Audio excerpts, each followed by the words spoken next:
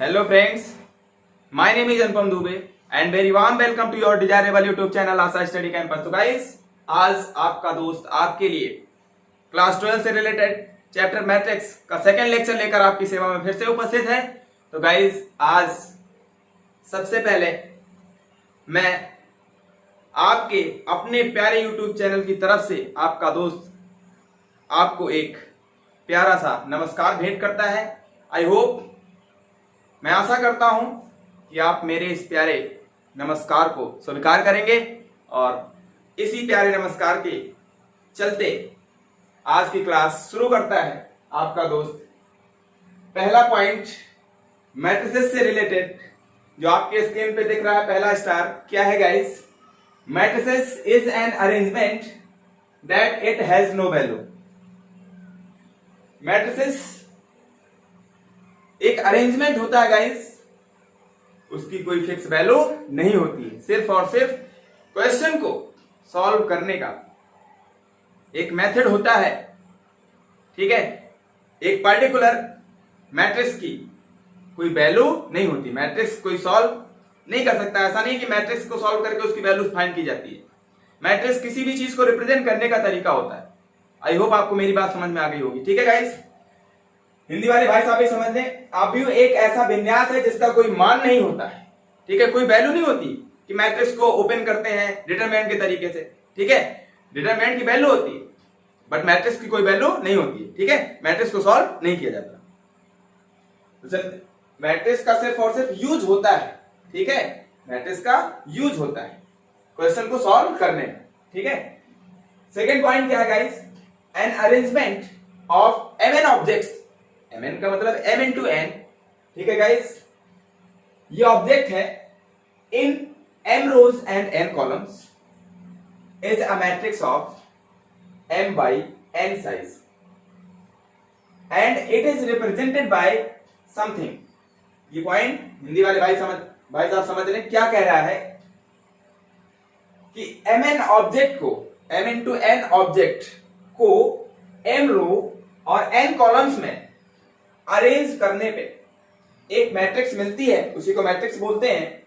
और उसके साइज को क्या बोलते हैं? m by n साइज की मैट्रिक्स है वो, ठीक है। mn ऑब्जेक्ट है, उनको m रोज और n कॉलम्स में, ठीक है, रिप्रेजेंट कर दिया जाए तो उसको बोलते हैं, वो जो मैट्रिक्स है वो m by n साइज की है। साइज का मतलब गाइस उसका ऑर्डर है, ठीक है। m का मतलब नंबर ऑफ रोज से होता है, मतलब पंक्तियों की संख्या से। n का मतलब नंबर ऑफ कॉलम से। हिंदी वाले भाई साहब समझ लें, नंबर ऑफ कॉलम का मतलब हिंदी में है स्तंभों की संख्या से, ठीक है गाइस। और इस मैट्रिक्स को रिप्रेजेंट किया जाता है इस तरीके से, जो कि आपके सामने दिख रहा होगा। कैसे? एक मैट्रिक्स मैंने लेट कर लिया, कैपिटल लेटर से दिखाते हैं, a है, उसका ऑर्डर क्या है guys? m cross n, m by n, ठीक है guys. m by n order की मैट्रिक्स है, इज इक्वल ब्रैकेट के अंदर aij, m cross n, m by n की एक मैट्रिक्स है जिसका एलिमेंट aij है, ठीक है। aij कहने का सेंस क्या है guys? ith row and jth column, ठीक है गाइस। तो यहां पे सेंस क्या है? i का और j का। i की वैल्यू 1 to m तक होगी और कैसा होगी? नेचुरल नंबर, ठीक है गाइस। 1 2 3 4 5 6 7 एंड सो ऑन, कहां तक? m तक। यानी मैक्सिमम m रोज हो सकती हैं उस मैट्रिक्स के अंदर। कितनी रोज हो सकती हैं? कितनी पंक्तियां होंगी? m पंक्ति होंगी। m भी कोई नंबर है, नेचुरल नंबर ही होगा गाइस, ठीक है। और j किस बात को डिनोट करता है? 1 2 3 4 एंड सो ऑन, n कोई भी नंबर हो सकता है, नेचुरल नंबर, ठीक है गाइस। आगे मेंशन किया गया है m comma n belongs to positive integer और नेचुरल नंबर, ठीक है गाइस। m क्या है? या पॉजिटिव इंटीजर है, उसी को नेचुरल नंबर बोलते हैं, ठीक है। तो इसका मतलब जो कॉलम की संख्या है, ठीक है, जो स्तंभों की संख्या है वो मैक्सिमम n हो सकती है। कितनी हो सकती है? n, ठीक है। यानी j की वैल्यू 1 से कहां तक मैक्सिमम हो सकती है? n तक, ठीक है गाइस। आई होप आप समझ पाए होंगे। इससे पहले वाली वीडियो में मैंने इसका एक्सपेंडेड फॉर्म बता दिया है, उसको आप देख सकते हैं, ठीक है। अब हम लोग चलते हैं क्वेश्चंस की तरफ, जो छोटे छोटे क्वेश्चन है, ठीक है, बट इंपॉर्टेंट है। चलिए स्टार्ट करते हैं हम लोग। पहला question, if a matrix has 8 elements, ठीक है गाइस, एक मैट्रिक्स है आपके पास, उसमें जो नंबर ऑफ एलिमेंट है कितने हैं? 8 हैं। काउंटिंग में कितने हैं? 8 एलिमेंट, ठीक है। What are the possible order it can have, कितने पॉसिबल ऑर्डर हो सकते हैं, ठीक है गाइस, उस मैट्रिक्स के जिसमें 8 एलिमेंट हो, उसके कितने ऑर्डर पॉसिबल हो सकते हैं गाइस, आपको ये बताना है, ठीक है। चलिए, तो आई होप आपको ये बात क्लियर हो गई होगी पहले लेक्चर में जब मैंने mn एलिमेंट्स की मैट्रिक्स आपको समझाई थी, ठीक है। अगर नहीं समझ में आया है जिन भाई साहब को, वो यहां पर भी समझ सकते हैं अच्छे से, यहां पर भी समझ में आ जाएगा। आपके पास कितने एलिमेंट है? 8 एलिमेंट है गाइस। तो अगर आपको ऑर्डर पता होता था, ठीक है, जैसे मैंने कह दिया किसी मैट्रिक्स का ऑर्डर 2/4 का है, ठीक है, तो नंबर ऑफ एलिमेंट कितने हो जाएंगे? इसी को मल्टीप्लाई कर देते थे, 8 एलिमेंट। क्लियर? अब 8 एलिमेंट पता है तो ये इसका एक ऑर्डर हो जाएगा कि नहीं हो जाएगा? आई होप आपको बात समझ में आ रही होगी। मतलब क्या है कि इसका जो है फैक्टर हम फाइंड कर ले, 8 का जो नंबर ऑफ एलिमेंट है उसका फैक्टर फाइंड कर ले, और इस तरीके से फैक्टर होना चाहिए जो m और n हो, जो रो और कॉलम्स के नंबर्स हैं वो पॉजिटिव इंटीजर होने चाहिए, नेचुरल नंबर होने चाहिए, ठीक है गाइस। चलिए, तो सबसे पहले हम लेट कर लेते हैं जो मैट्रिक्स है आपके पास उसका ऑर्डर क्या है। Let the order of, solution पे आ जाते हैं, सॉल्यूशन फर्स्ट, ठीक है। Let the order of matrix m by n, ठीक है, m बाई n मैंने लेट कर लिया, कोई नंबर है, m नंबर ऑफ रोज को दिखा रहा है, n क्या दिखा रहा है? नंबर ऑफ कॉलम को, ठीक है गाइस। और ये वैल्यू आपको दी गई है m into n, number of element, mn object का सेंस क्या है? नंबर ऑफ एलिमेंट 8 है गाइस, तो इसकी वैल्यू किसके इक्वल है? 8 के। भाई इन दोनों को मल्टीप्लाई कर देते थे, जो भी ऑर्डर होता था मैट्रिक्स का, ठीक है, जो भी कोटि होती है मैट्रिक्स की, उसी को मल्टीप्लाई कर दो तो उसमें क्या निकल जाता है? क्या मिल जाता है उसमें? नंबर ऑफ एलिमेंट्स, अवयवों की संख्या मिल जाती है उस मैट्रिक्स में, ठीक है। तो 8 वो गिवन है ऑलरेडी आपको क्वेश्चन में। आप कह रहे हैं कि कितने ऑर्डर की मैट्रिक्स पॉसिबल हो सकती है, कितने ऑर्डर हो सकते हैं उस मैट्रिक्स के, ठीक है। चलिए देखते हैं। तो अब आपको पता है mn क्या होने चाहिए? नेचुरल नंबर्स होने चाहिए। तो इनका फैक्टर ऐसा करें कि मल्टीप्लिकेशन कितना आना चाहिए? 8 आना चाहिए, और ये दोनों नंबर्स कैसे होने चाहिए? नेचुरल होने चाहिए, ठीक है गाइस। आई होप आपको समझ में आ रहा होगा। तो इनके फैक्टर्स कर लेते हैं। m की वैल्यू क्या क्या पॉसिबल हो सकती है? m1, नेचुरल नंबर 1 से स्टार्ट, 1, तो ये कितना होगा n गाइस? 8 होगा। 1 8 से मल्टीप्लाई करेंगे कितना हो जाएगा? 8। इस बात को सेटिस्फाई करना है, ठीक है गाइस। एक तो ऑर्डर ये हो सकता है 1/8 का, एक मैट्रिक्स हो सकती है आपके पास, नंबर ऑफ एलिमेंट 8 ही होंगे बट ऑर्डर चेंज होगा, ठीक है। अब इसको m को 2 कर देते हैं गाइस, 2 इंटू 2/4 का हो जाएगा, 2 4 जा 8। सेटिस्फाई कर रहे हैं, नंबर ऑफ एलिमेंट 8 ही होने चाहिए बट ऑर्डर क्या हो गया? चेंज हो गया हो, ठीक है गाइस। ये 2 ऑर्डर आपके पास मिले, बट और क्या हो सकता है? इधर 3 तो हो नहीं सकता, 3 इंटू समथिंग, 3 इंटू कोई नेचुरल नंबर लिख के अगर मल्टीप्लाई करते हैं तो क्या 8 आ सकता है? डजंट पॉसिबल, पॉसिबल ही नहीं है गाइस। तो हमने अभी बोला कि mn क्या होने चाहिए? Natural number. तो ऐसे फैक्टर्स करने हैं, ऐसे नेचुरल फैक्टर्स करने हैं, उनका मल्टीप्लिकेशन कितना आना चाहिए? 8 आना चाहिए, नंबर ऑफ एलिमेंट्स 8 होने चाहिए, ठीक है। तो और आगे चलते हैं, 3 से कुछ हो नहीं सकता, 4 इंटू 2 हो सकता है, 4 इंटू 2, ठीक है। तो यहीं से ये कह सकते हो, कॉमा लगा देंगे, 2,4 और दूसरा क्या हो जाएगा? 4,2, मतलब m 4 हो सकता है, n क्या हो सकता है? 2, ठीक है गाइस। और क्या हो सकता है? 8,1, 8 1 जा 8 होगा, 8 इंटू 1, ठीक है गाइस। यानी कितने ऑर्डर आपको आपके पास दिखाई दे रहे हैं? 1 1,8। इसका मतलब एक सिंगल रो है आपके पास, एक सिंगल रो, और उसमें नंबर ऑफ एलिमेंट कितने होंगे? नंबर ऑफ कॉलम 8, यानी नंबर ऑफ एलिमेंट 8 होने चाहिए ना। तो इसका मतलब 1 2 3 4 5 6 7 8 होने चाहिए, ठीक है। जो कुछ भी होगा 8 होने चाहिए। इसका मतलब एक सिंगल रो R1 और कॉलम कितने होंगे गाइस? 8। आई होप समझ पा रहे हैं। तो ये ऑर्डर, पहला ऑर्डर हो गया। दूसरा ऑर्डर 8,1 हो सकता है, 8 रो हो जाए, 1 2 3 4 5 6 7 8, ठीक है गाइस। और जो कॉलम्स होना चाहिए, एक सिंगल कॉलम होना चाहिए। आई होप आपको समझ में आ रहा होगा। ये मैट्रिक्स डिफरेंट डिफरेंट टाइप की दिख रही, एलिमेंट एक ही है, टाइप्स अलग है, ऑर्डर अलग है, ठीक है गाइस। 2,4 इसका मतलब 2 रो होनी चाहिए, 2 रो, कितने कॉलम, 4 कॉलम, 1 2 3 4। आई होप आपको समझ में आ रहा होगा। नंबर ऑफ एलिमेंट 8 ही होंगे गाइस, आप चेक कर लीजिए, जितने भी इंटरसेक्टिंग पॉइंट है 8 होंगे, कोई भी एलिमेंट हो सकता है, ठीक है। एलिमेंट की बात नहीं की गई, सिर्फ और सिर्फ ये कहा गया कितने ऑर्डर पॉसिबल है। ये हो गया 2/4 की, अब 4/2 हो सकता है, ठीक है। 4/2 का मतलब क्या है, नंबर ऑफ रोज कितनी होंगी, 4, कॉलम 2, 1 2 3 4 रोज हो गई, कितने कॉलम, 1 2, 2 कॉलम हो जाएंगे, ठीक है। देख लीजिए ये जहां पे इंटरसेक्टिंग पॉइंट है इनकी काउंटिंग कर लीजिए, नंबर ऑफ एलिमेंट 8 ही आएंगे गाइस। आई होप आपको ये क्वेश्चन आपको समझ में आ गया होगा। तो कितने ऑर्डर की जो मैट्रिसेस है वो पॉसिबल होगी, 4 ऑर्डर, ठीक है। यानी पॉसिबल ऑर्डर क्या हो जाएंगे, 4, 1 2 3 4, ठीक है गाइस। तो पहला क्वेश्चन आई होप आप समझ पाए होंगे, ऐसे कुछ भी मैं कह देता, ठीक है। ये क्वेश्चन आई होप आपने नोट कर लिया होगा, मैं इसको इरेज कर देता हूं, ठीक है गाइस। इसी क्वेश्चन में मैं थोड़ा सा फेर बदल करने की कोशिश कर रहा हूं, क्वेश्चन को थोड़ा सा घुमा देता हूं मैं, ठीक है। आई होप आप समझ पाएंगे, ठीक है। क्वेश्चन चेंज करता हूं मैं, 8 एलिमेंट की जगह पे मैं 13 पुट कर देता हूं। मैंने कह दिया गाइस, आपके पास एक मैट्रिक्स है जिसमें नंबर ऑफ एलिमेंट 13 है, ठीक है। तो आपको यह बताना है कि कितनी संभव कोटियां होंगी, उस मैट्रिक्स की कितने पॉसिबल ऑर्डर होंगे, ठीक है गाइस। चलिए चलते हैं। अब नंबर ऑफ एलिमेंट 13 है, इसका मतलब मैंने लेट कर लिया m क्रॉस n की है, जब मल्टीप्लाई करें तो कितना आना चाहिए, 30, नंबर ऑफ एलिमेंट के इक्वल होती है, ठीक है भाई। जो ऑर्डर होता है उन नंबर्स को मल्टीप्लाई कर दे, number of row number of column को मल्टीप्लाई कर दे तो नंबर ऑफ एलिमेंट के इक्वल आता है कि नहीं गाइस। आई होप आपको समझ में आ रहा होगा। तो 13 के इक्वल हो जाएगा, ठीक है।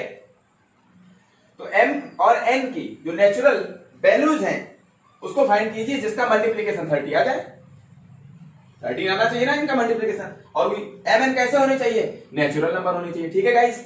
नहीं तो फ्रैक्शन नहीं कर सकते आप, ठीक है। तो m मैंने लेट कर दिया 1, पहले 1 से स्टार्ट करते हैं नेचुरल नंबर। 1 में किससे मल्टीप्लाई करते हैं, 13 से, तो कितना आ जाएगा 13, यानी सेटिस्फाई हो रहा है। यानी 1/13 की एक मैट्रिक्स हो सकती है। नंबर ऑफ एलिमेंट 13 ही होंगे, ऑर्डर 1/13 का होगा, ठीक है। दूसरा क्या हो सकता है गाइस, 2 इंटू कुछ भी करे तो 13 तो नहीं आने वाला है, ठीक है ना। 3 इंटू कुछ भी करे तो नहीं आने वाला, यानी इसका कोई और अदर नेचुरल फैक्टर नहीं हो सकता, एक हो सकता है। और गाइस क्या, 13 इंटू 1 है ना, 13 इंटू 1। अगर ऑर्डर बोले तो 13/1 बोलेंगे, लेकिन अगर एलिमेंट की बात करेंगे 13 इंटू 1 बोलना पड़ेगा, ठीक है, तभी तो 13 आएगा, ठीक है। तो अब इसका मतलब क्या है, ये आपके पास 2 पॉसिबल ऑर्डर हो गए उस मैट्रिक्स के जिसमें एलिमेंट कितने रखने हैं, आपको 13 रखने हैं। 13 नहीं चेंज होगा, नंबर ऑफ एलिमेंट नहीं चेंज होगा, तो पॉसिबल ऑर्डर कितने होंगे, 1 2। तो पॉसिबल ऑर्डर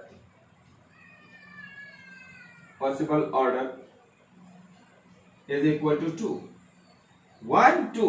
पहला क्या होगा गाइस, 1/13, तब भी एलिमेंट 13 ही है, ठीक है, सेटिस्फाई कर रहा है कंडीशन को, 13/1, ठीक है गाइस। इसका मतलब क्या हुआ, एक तो मैट्रिक्स आप ऐसी ड्रा कर सकते हो जिसका नंबर ऑफ रो कितना हो, 1, सिंगल रो ऐसी हो, इस तरीके का मैट्रिक्स हो, सिंगल रो, और कितने कॉलम होने चाहिए गाइस, 13, मतलब 1 2 3 4 5 6 7 8 9 10 11 12 13 तक, ठीक है गाइस। ये जितने भी इंटरसेक्टिंग पॉइंट हो 13 इंटरसेक्टिंग पॉइंट होने चाहिए, 13 टोटल कितने, यहां से यहां तक 13, 1 2 3। अब नंबर्स कुछ भी हो सकते हैं इसके अंदर, जो एलिमेंट्स होंगे कुछ भी हो सकते हैं। आई होप आपको समझ में आ रहा होगा। 13/1 ये रो को रिप्रेजेंट करता है, ये कॉलम को, इसका मतलब 13 रो, 1 2 3 4 5 6 7 8 के कहां तक, 13 तक, क्लियर है बात। 1 से स्टार्ट करें कहां तक, 13 तक। और कितने कॉलम गाइस, 1 सिंगल कॉलम। जब इनको काउंट करेंगे तो कितने इंटरसेक्टिंग पॉइंट होंगे, तो टोटल 13 लाइन, एक सिंगल वर्टिकल लाइन, तो 13 पॉइंट पे कट करेंगे तो 13 एलिमेंट होंगे। आई होप आपको समझ में आ गया होगा, ठीक है गाइस। तो इस तरीके से आप कर पाएंगे, ठीक है। कभी भी इस तरीके का क्वेश्चन आपके सामने अराइज हुआ, ठीक है गाइस। नेक्स्ट क्वेश्चन की तरफ चलते हैं, क्वेश्चन नंबर 2 की तरफ, जो कि आपके स्क्रीन पे दिख रहा होगा गाइस। तो आई होप आपने ये नोट कर लिया होगा। मैं इसको इरेज कर देता हूं और पढ़ते हैं अपने सेकंड क्वेश्चन की तरफ। ठीक है गाइस, खाते रहिए, पीते रहिए और पढ़ते रहिए। ठीक है गाइस, चलिए चलते हैं सेकंड क्वेश्चन की तरफ। फुल एंजॉय, फुल मस्ती के साथ पढ़िए। अव्यू ए, एक मैट्रिक्स है ए, इस तरीके से गिवन है गाइस। इसके लिए, इस मैट्रिक्स के लिए आपको इस एलिमेंट की वैल्यू बतानी है, इस एलिमेंट की वैल्यू बतानी है, इस एलिमेंट की और इस एलिमेंट की वैल्यू बतानी है। वो एलिमेंट क्या होगा? A21 का मतलब क्या होगा गाइस? A21 आपको क्या क्या बताना गाइस? A21, ठीक है। चलिए A23, ठीक है, ये सब मैंने बता दिया आपको, अभी आप कर भी पाएंगे खटाक से। ठीक है, A13, A12, ठीक है गाइस, इनकी वैल्यूज बतानी है। तो मैंने सिंबल्स के नोटेशन बहुत अच्छे से आपको बता दिया था पहले लेक्चर में। चलिए A21 का मतलब क्या होता है गाइस? ये क्या बताता है? ऐसा एलिमेंट आपको ढूंढना है जो कहां का हो? Second row. पहला ये जो सफिक्स है, ये इसमें जो पहला नंबर लिखा होता है गाइस, वो किसको रिप्रेजेंट करता है? रो को। सेकेंड रो फर्स्ट कॉलम, 21 का मतलब क्या हुआ? सेकेंड रो फर्स्ट कॉलम का। तो सेकेंड रो ये है guys, second row first column कहां पे इंटरसेक्ट कर रहे हैं? 6 पे। ठीक है, तो A21 की वैल्यू कितनी है? 6 है। आई होप आपको समझ में आ रहा होगा। सेकेंड रो ये R1, ये पहली रो ऊपर वाली, ये second row R2, second row first column. ठीक है, कहां पे इंटरसेक्ट कर रहे हैं? ठीक है, सेकेंड रो फर्स्ट कॉलम। ठीक है guys, second row first column का जो एलिमेंट है वो 6 है। तो एलिमेंट वो बताना है जो सेकेंड रो फर्स्ट कॉलम का हो, तो कौन सा है? 6। आई होप आपको समझ में आ गया होगा।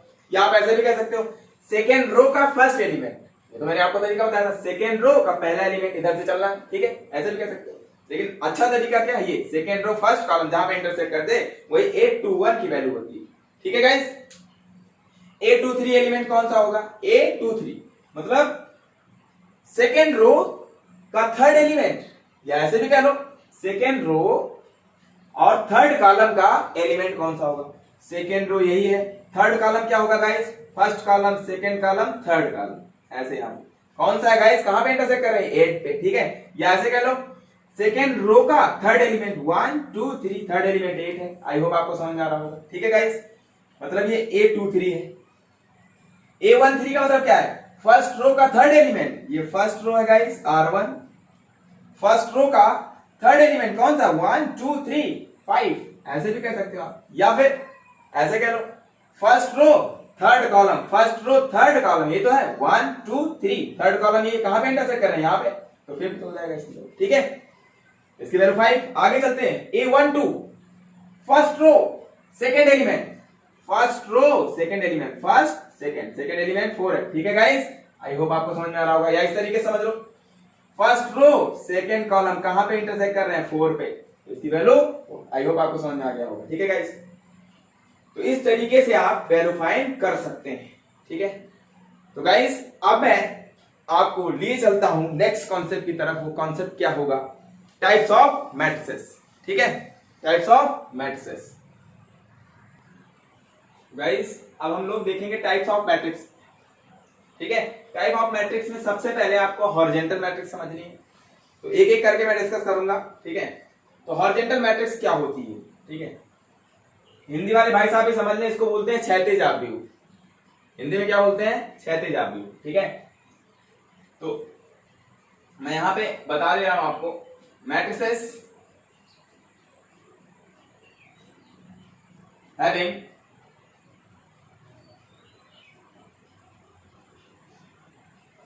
the number of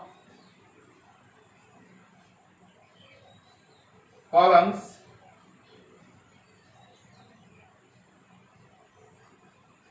is greater than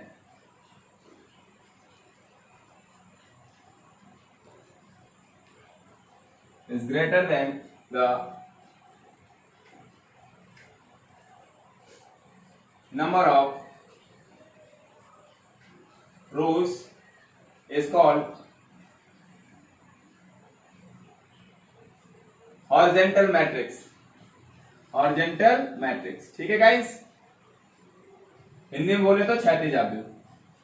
Hindi वाले भाई साहब भी समझ लें, जिस भी मैट्रिक्स में आप पेन कॉपी उठा के लिख भी सकते हैं। ठीक है, जिस मैट्रिक्स में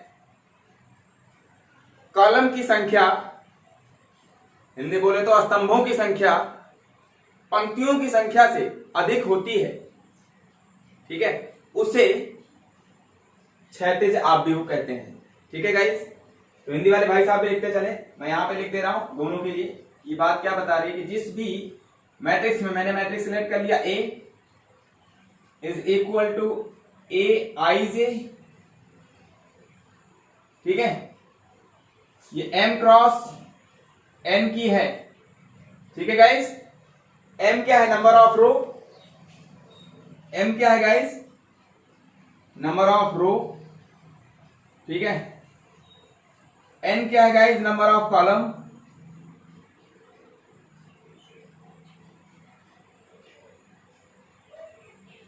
अगर मैंने क्या कहा कि नंबर ऑफ कॉलम ज्यादा हो जाए, किससे, नंबर ऑफ रो से, ठीक है, it means n is greater then m। अगर n ग्रेटर देन m है मतलब नंबर ऑफ कॉलम ज्यादा है, किससे, नंबर ऑफ रो से। ठीक है, तो ये जो मैट्रिक्स है, ये जो कुछ भी दिखाई दे रही है, ये मैट्रिक्स क्या हो जाएगी गाइस, हॉरिजॉन्टल मैट्रिक्स, हिंदी में बोले तो क्षैतिज आव्यूह। ठीक है, एक एग्जांपल समझ लेते हैं हम लोग। एग्जांपल देखिए इसका, लेट किया, एक मैट्रिक्स ए है,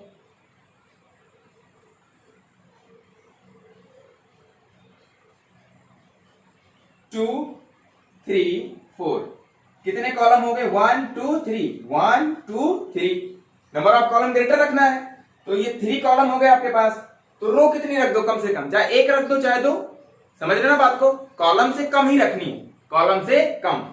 तो मैक्सिमम कितने कॉलम हो गए, 1 2 3, मैंने यहां पे ऐसे कर दिया। अब आप या तो सिंगल रो रख लो, ठीक है, नंबर ऑफ रो कम होनी चाहिए गाइस। ठीक है, यहां पे कह दिया 0 2 5, कुछ भी कह दिया। अब आपको दिखाई दे रहा होगा गाइस, ये फर्स्ट रो R1, ये R2, ठीक है, ये R1 ये R2, नंबर ऑफ रो कितनी हो गई, 2, ठीक है, नंबर ऑफ कॉलम 1 2 3, ठीक है गाइस। इसमें नंबर ऑफ रोज कितनी है गाइस, 1 2, ठीक है, नंबर ऑफ कॉलम कितने हैं, 1 2 3, ठीक है। अब आपको दिख रहा है कि नंबर ऑफ रो, ठीक है, is less than number of column, N of C, ठीक है, या उल्टा कह लो ये इससे ग्रेटर है, ठीक है।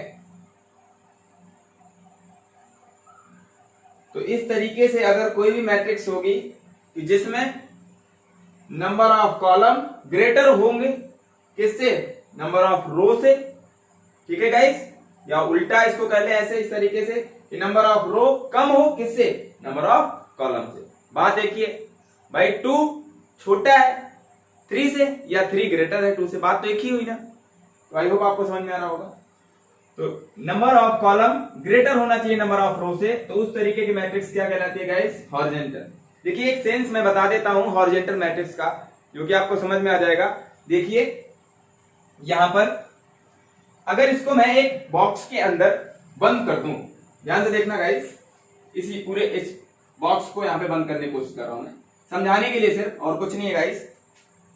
एक रेक्टेंगल में बना रहा हूं, रेक्टेंगल एरे पूरा बंद कर दिया मैंने, ठीक है, कि आपको सेंस आ जाए कि ये कैसे हॉरिजॉन्टल मैट्रिक्स कहलाती है, और आपके दिमाग में भी ये बात बैठ जाए कि अगर आप भूल भी जाए तो आपके दिमाग की बत्ती खुल जाए। ठीक है, देखिए कैसे, इसकी लेंथ क्या है, इस तरफ एक्सटेंड हुआ राइट साइड में, इस तरफ एक्सटेंड हुआ, इस तरफ कंप्रेस, वर्टिकली कंप्रेस है, हॉरिजॉन्टली क्या है गाइस, एक्सटेंड हुआ है। इसका मतलब हॉरिजॉन्टली एक्सटेंड हुआ है, इसका मतलब क्या है गाइस, कि इस तरफ इसकी जो लेंथ है ये ग्रेटर दिख रही है, इस तरफ स्ट्रेच्ड हुआ ज्यादा दिख रहा है, तो इसका शेप किस तरफ ज्यादा दिख रहा है, हॉरिजॉन्टली ना। आई होप आपको क्लियर हो रहा होगा। तो इसलिए इसको क्या बोल देते हैं, हॉरिजॉन्टल मैट्रिक्स। तो हॉरिजॉन्टली ज्यादा स्ट्रेस कब दिखेगा, कब दिखेगा? जब नंबर ऑफ कॉलम्स ग्रेटर होंगे और नंबर ऑफ रोज कम होंगी। आई होप आपको समझ में आ गया होगा। ऐसे भी एक एग्जांपल और मैं दिखा रहा हूं, इधर कैपिटल बी मैंने लेट कर लिया, देखिए ध्यान से। 2 3 5 6 कुछ भी लिख दिया इस तरीके से गाइस, 5 6 7 8 कुछ भी इस तरीके से। सेकेंड रो रखो या इसको भी मैं हटा दे रहा हूं, आई होप आप समझ पाएंगे। ठीक है, देखिए इसमें कितनी रोज हैं? 1। कितने कॉलम? 1 2 3 4। अब देखिए हॉरिजॉन्टली ज्यादा एक्सटेंड हुई है ना, इसका मतलब क्या हो गया? हॉरिजॉन्टल मैट्रिक्स हो गई। अब आप समझ पाए होंगे ऐसा क्यों होता है, नंबर ऑफ कॉलम ग्रेटर हो जाए और नंबर ऑफ रो लेस हो जाए। ठीक है गाइस, चलिए आगे बढ़ते हैं हम लोग नेक्स्ट मैट्रिक्स की तरफ, आते हैं वर्टिकल मैट्रिक्स। ठीक है गाइस, आई होप आपने नोट कर लिया होगा।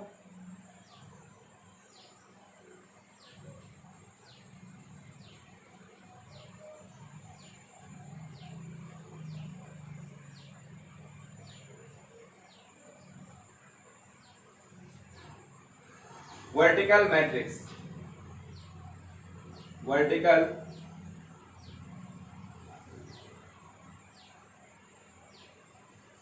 मैट्रिक्स।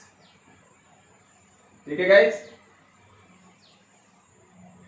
वर्टिकल मैट्रिक्स को हिंदी में बोलते हैं ऊर्ध्वाधर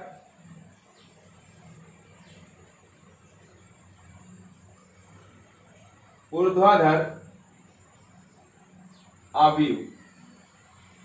ठीक है, देखते हैं इसको। वर्टिकल मैट्रिक्स ऊर्ध्वाधर आव्यूह। ठीक है गाइस, इसका मतलब क्या है? अब की बार क्या होना चाहिए? वर्टिकली एक्सटेंड होना चाहिए। जो स्ट्रक्चर हो मैट्रिक्स का वर्टिकली ज्यादा खिंचा हुआ होना चाहिए। तो वर्टिकली ज्यादा खिंचा हुआ कब होगा? जब हॉरिजॉन्टल रोज ग्रेटर हो जाए। इसका मतलब रोज ग्रेटर हो जाए, नंबर ऑफ रो ग्रेटर हो जाए नंबर ऑफ कॉलम से। इस तरीके से बन जाए, इस तरीके, देखिए इस तरीके से कुछ, मतलब इस तरीके से बॉक्स, ये तो मैंने बॉक्स बना दिया आपको समझाने के लिए, इस तरीके से। तो ये ऐसा कब होगा? जब नंबर ऑफ रोज ग्रेटर हो जाए, देखिए, और ये नंबर ऑफ कॉलम कम हो जाए।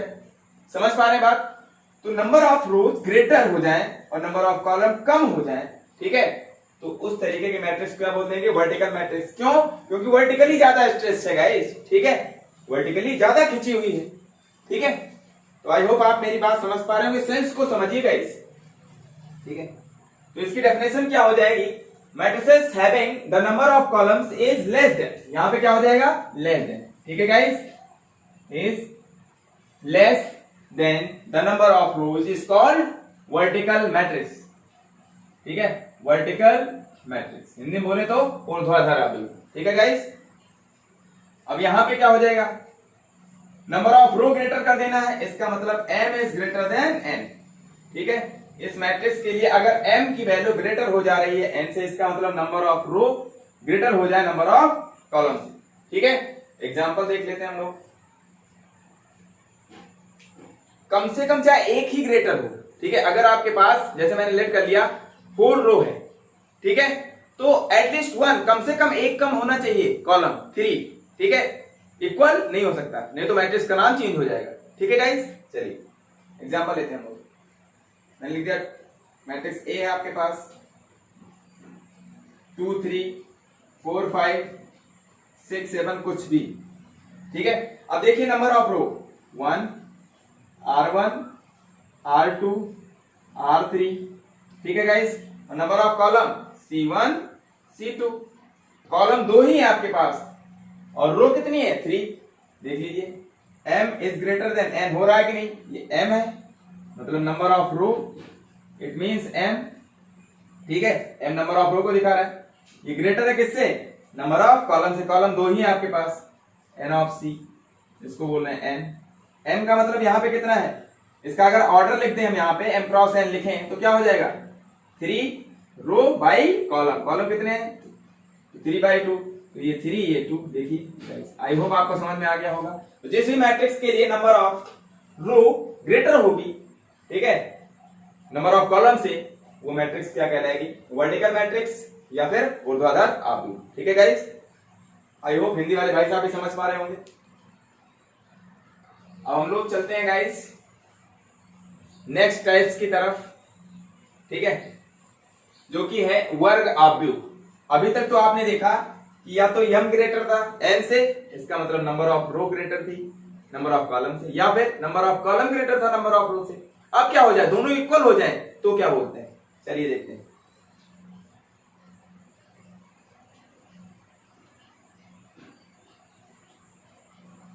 लिख लीजिए, हेडिंग लगा लीजिए गाइस, स्क्वायर मैट्रिक्स, ठीक है, square matrix, square matrix Hindi में वर्ग आव्यूह गाइस, वर्ग आव्यूह, ठीक है।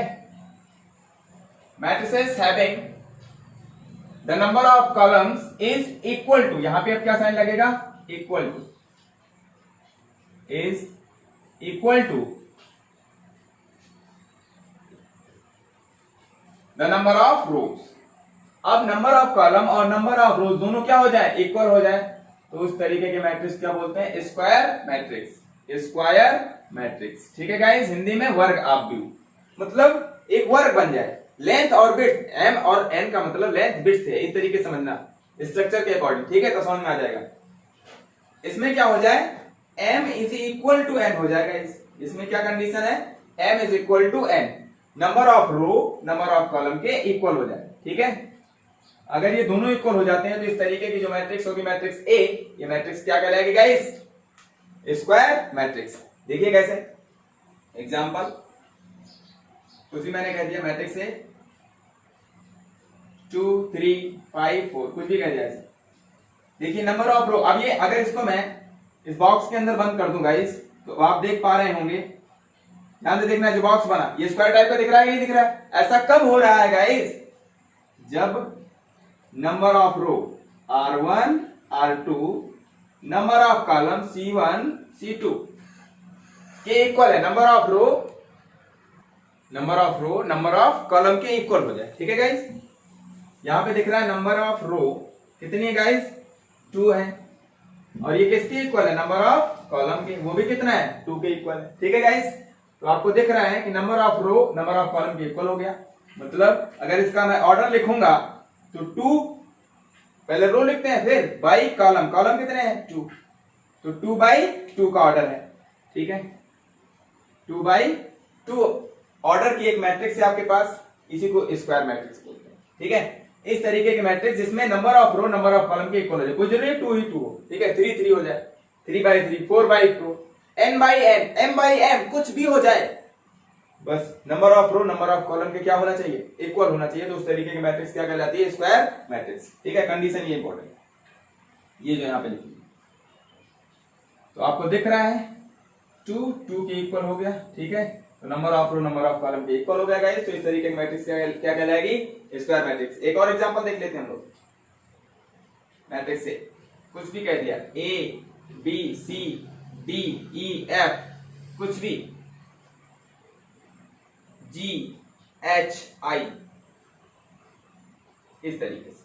अब आप देखिए guys, first row R1, second row R2, third row R3, जितनी रो उतने कॉलम 1 2 3, C1 C2 C3, ठीक है गाइस। तो number of row 3, number of column भी क्या है 3, 3 बाई 3 की है, ठीक है, तो स्क्वायर मैट्रिक्स है। इसको अगर आप देखेंगे 3 इंटू 3 करेंगे 3 स्क्वायर, इसलिए स्क्वायर मैट्रिक्स, ठीक है, ये तो घटने का जुगाड़ होगा, ठीक है। आई होप आप समझ पा रहे होंगे, number of row number of column के इक्वल, तो यहां पे क्या लिखेंगे 3 बाई 3, ठीक है गाइस। बट एक चीज दिमाग में रखना कि कभी भी स्क्वायर मैट्रिक्स में बहुत इंपॉर्टेंट बात है कि n बाई n, जैसे यहाँ पे 3 बाई 3 है तो 3 बाई 3 नहीं बोलते, ओनली 3 बोलते हैं। ओनली क्या बोलते हैं, सिर्फ और सिर्फ 3। अगर 3 रो और 3 कॉलम, रो और कॉलम सेम हो जाए, इसका मतलब स्क्वायर मैट्रिक्स हो जाए, तो उसमें सिर्फ और सिर्फ एक बार ही डिनोट किया जाता है। अगर ये 3 क्रॉस 3 की एक मैट्रिक्स है आपके पास गाइस, तो इसको लिखेंगे तो 3 क्रॉस 3, बट रीड क्या करेंगे, ओनली ऑर्डर ऑफ मैट्रिक्स 3 होगा, ठीक है, रीड करेंगे 3 ऑर्डर की मैट्रिक्स है। ठीक है, लिखेंगे तो राइट डाउन तो 3x3 करेंगे, बट रीड क्या करेंगे, read as only the order of matrix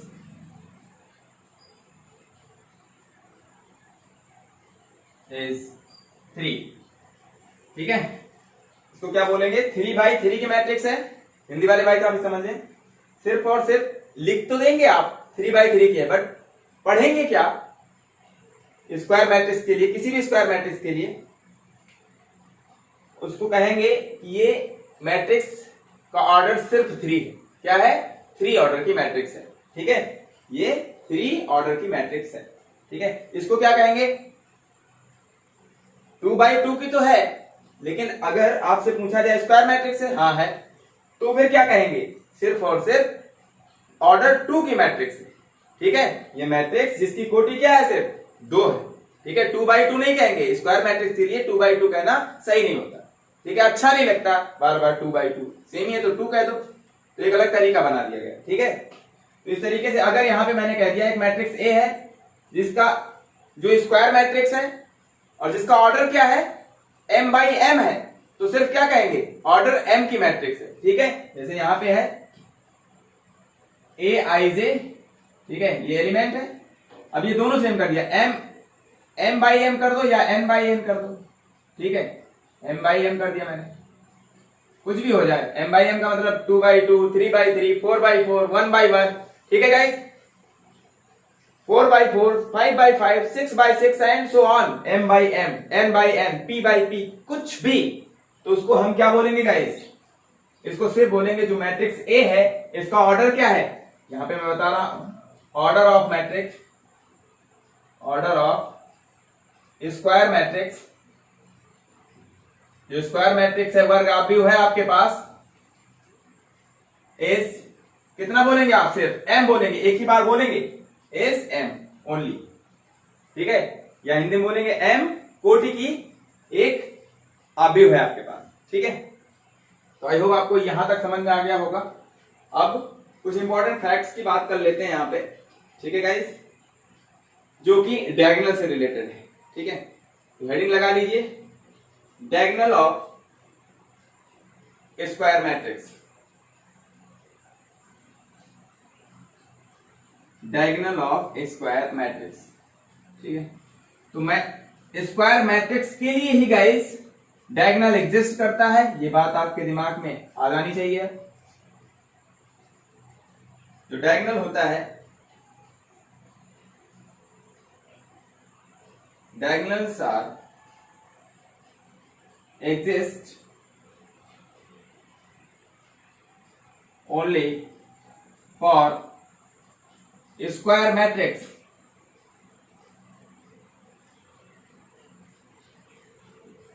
सिर्फ और सिर्फ वर्ग आव्यूह में ही विकर्ण होता है। ठीक है गाइस, हिंदी वाले भाई साहब लिखते चलें, सिर्फ और सिर्फ वर्ग आव्यूह में ही विकर्ण का अस्तित्व होता है। ठीक है, चलिए, तो डायगोनल कहां पे सिर्फ एग्जिस्ट करता है गाइस, स्क्वायर मैट्रिक्स। ठीक है, और बाकी किसी भी ऑर्डर की मैट्रिक्स में डायगोनल एग्जिस्ट नहीं करता है। अगर 2x2 है तो एग्जिस्ट करेगा, 3x3 है तो एग्जिस्ट करेगा। तो मैं यहां पे लेट करके आपको बताने की कोशिश कर रहा हूं, let square matrix, let square matrix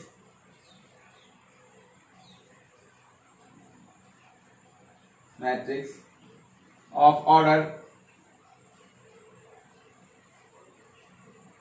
3x3, order 3 बोलेंगे लेकिन लिखेंगे क्या, 3x3। ठीक है गाइस, मैंने लेट कर लिया, 3x3 की एक मैट्रिक्स है, A इज इक्वल टू, अब इसके एलिमेंट्स को दिखाइए। पहले एलिमेंट को कैसे दिखाते थे, A11 फर्स्ट रो का first element, first row first column का एलिमेंट। ठीक है, A12, ठीक है, first row second column, A13। ठीक है गाइस, सेकेंड रो पे आते हैं, सेकेंड रो में A21, इसका मतलब क्या है, सेकेंड रो फर्स्ट कॉलम का एलिमेंट। ठीक है गाइस, मतलब सेकेंड रो के लॉन्ग लाइन ड्रा कर दो और फर्स्ट कॉलम के अलोंग लाइन ड्रा कर दो, जहां पे इंटरसेक्ट करे वो A21 एलिमेंट होगा, ठीक है, A22, ठीक है, सेकेंड रो सेकेंड कॉलम का एलिमेंट यहां पे इंटरसेक्ट करेगा, A23, ठीक है। अब कितने रो रखनी है? 3 रो रखनी है गाइस, 3 कॉलम तो रख दिया आपने, इसका काम तो खत्म कर दिया, 1 2 3, बट रो भी कितनी होनी चाहिए? 3, तो एक रो और ड्रा करनी है आपको, A3 थर्ड रो का first element, A32 third row second element, third row third element, ठीक है गाइस। ये आपके पास 3 क्रॉस 3x3 की एक स्क्वायर मैट्रिक्स है, 3x3, ठीक है गाइस। आई होप आपको समझ में आ रहा होगा। ये स्टैंडर्ड फॉर्म होता है 3x3 का, जो मैट्रिक्स है उसका स्टैंडर्ड फॉर्म है, ठीक है। चलिए अब देखते हैं गाइस, यहां पे 2 तरीके के डायगोनल आपको दिखाई दे रहे होंगे स्क्वायर में, ठीक है। स्क्वायर में एक तो ये डायगोनल है, ये A11 A22 A33, इस डायगोनल के एलिमेंट क्या है गाइस? A11 A22 A33, ठीक है गाइस। और एक डायगोनल आपके पास इधर से दिख रहा है 13 A13, ये डायगोनल इधर से इस तरीके से, ठीक है गाइस।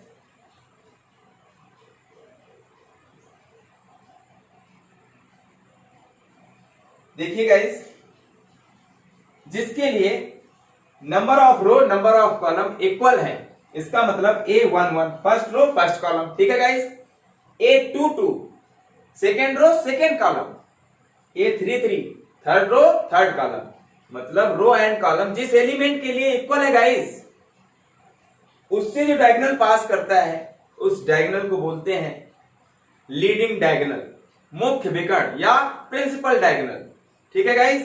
तो इस डायगोनल को बोलते हैं लीडिंग डायगोनल, या फिर आप इसको बोल सकते हैं प्रिंसिपल डायगोनल, प्रिंसिपल डायगोनल, ठीक है। और हिंदी में क्या बोलते हैं इसको? मुख्य विकर्ण गाइस,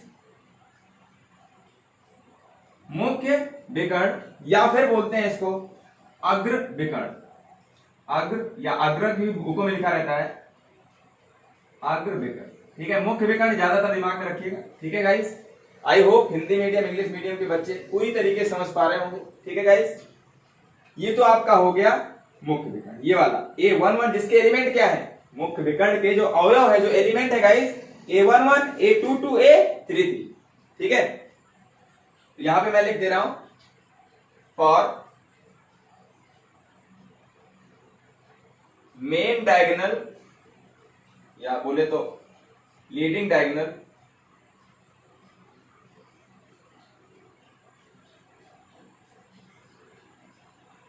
एलिमेंट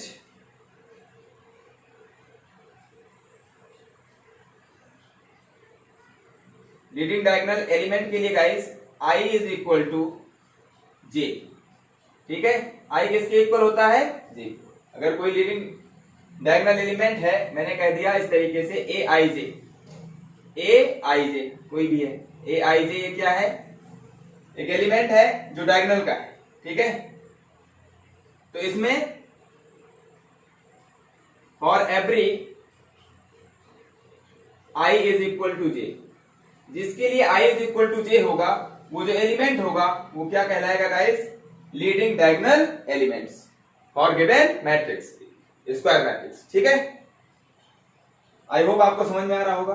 देख पा रहे हैं 1 1, हाँ ये दोनों इक्वल है, फर्स्ट रो फर्स्ट कॉलम, ठीक है, second row second column, third row third column. अगर इक्वल है तो वो एलिमेंट कहां का होगा?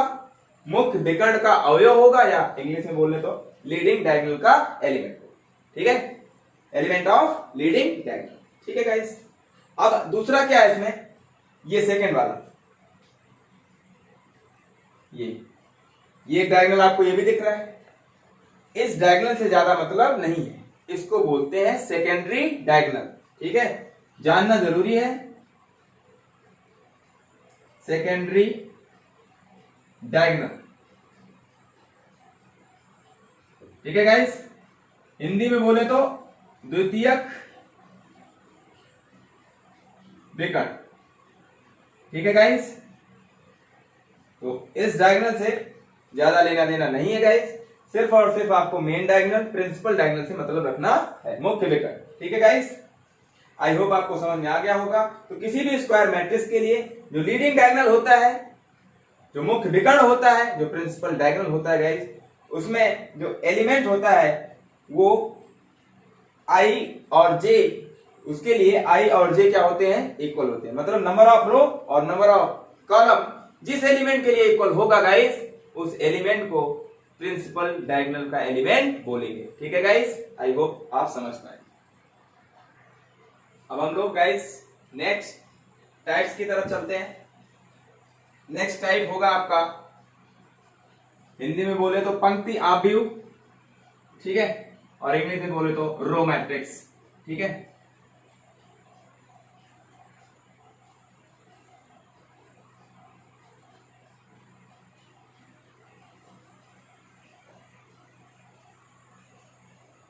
फोर्थ टाइप्स की तरफ बढ़ते हैं हम लोग। ठीक है,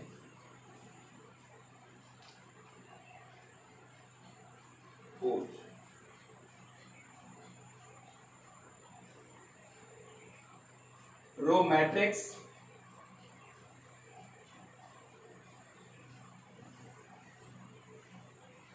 या फिर इसी को बोलते हैं रो वेक्टर, और करके रो वेक्टर्स।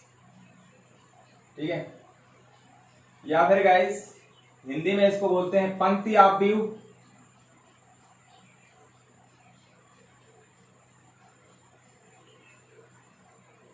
पंक्ति आव्यूह या पंक्ति सदिश। पंक्ति सदिश, वेक्टर का मतलब गाइस क्या होता है, सदिश हिंदी में बोले तो। ठीक है, तो पंक्ति आव्यूह या फिर पंक्ति सदिश। बात देखिए, पंक्ति आव्यूह रो मैट्रिक्स, पंक्ति सदिश रो वेक्टर्स। ठीक है गाइस,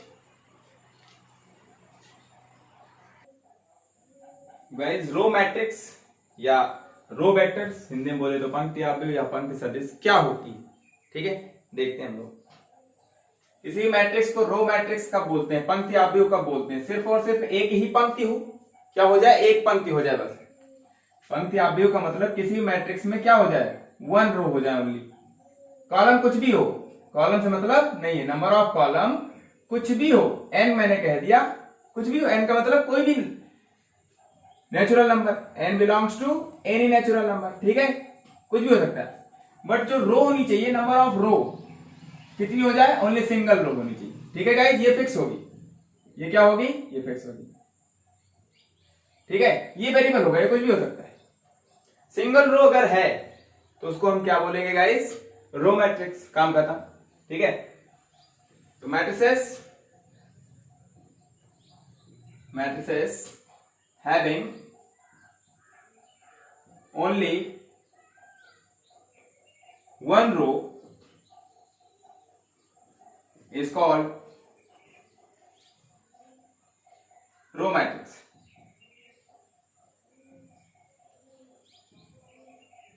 रो मैट्रिसेस, ठीक है, या फिर रो वेक्टर्स, रो और करके रो वेक्टर्स बोलेंगे। ठीक है गाइस, हिंदी वाले भाई साहब क्या कहेंगे, नोट डाउन करते रहिए आप लोग। वे सभी आव्यूह जिसमें सिर्फ और सिर्फ एक पंक्ति हो, कितनी हो, एक पंक्ति हो। ठीक है, और स्तंभों की संख्या कुछ भी हो सकती है, कॉलम कुछ भी हो सकते हैं, 1 2 3 4 कुछ भी हो सकते हैं। ठीक है, n मैंने इसलिए लिख दिया n। तो जो इसका स्टैंडर्ड फॉर्म होगा, मैंने लेट कर लिया a, एक रो मैट्रिक्स है। ठीक है, इसका एलिमेंट a i j है। ऑर्डर क्या होगा गाइस, रो फिक्स हो गई, रो क्या हो गई, fix 1, row by column, column क्या हो सकता है, n, कुछ भी हो सकता है, n का मतलब कुछ भी। जो स्टैंडर्ड फॉर्म होगा रो मैट्रिक्स का इस तरीके से होगा। ठीक है guys, where n belongs to any natural number. ठीक है, एग्जांपल देख लेते हैं गाइस इसका। a लेट कर लिया, a ओनली वन रो होनी चाहिए, रो 1 रखनी है तो एक ही सिंगल रो में सारे एलिमेंट रख देना, 2 4 5 7 8, कुछ भी ऐसे 9, कुछ भी लिखिए। कॉलम कुछ भी हो सकते हैं। 1 2 3 4 5 6 कॉलम हो गए। इसका ऑर्डर लिखेंगे तो 1/6, 1 रो, एक सिंगल रो गाइस, R1। कितने कॉलम? 1 2 3 4 5 6। आई होप आपको समझ में आ गया। तो ये रो तो फिक्स होगी, 1 ही होगी, कॉलम कुछ भी हो सकता है, ठीक है, कोई भी नेचुरल नंबर हो सकता है। कॉलम कितने भी हो सकते हैं, रो सिर्फ एक होनी चाहिए। और कुछ भी लिख देता हूं। नेक्स्ट रेड कर लिया। डी भी क्या है? Row matrix. रो मैट्रिक्स आपको दिखाएंगे तो क्या करेंगे? Single row, A B C D, कुछ भी कर दिया यहाँ पे। ये भी क्या है? रो मैट्रिक्स है, एक सिंगल रो है ना, R1। बस C1 C2 C3 C4, 4 column है तो 1/4। ऑर्डर इसका 1/4 का होगा। ठीक है गाइस, आई होप आप समझ पाए होंगे इस तरीके से। नेक्स्ट चलते हैं हम लोग नेक्स्ट टाइप पे आ जाते हैं, वो होगी कॉलम मैट्रिक्स। हेडिंग लगा लीजिए, कॉलम मैट्रिक्स। ठीक है गाइस, या फिर column vectors.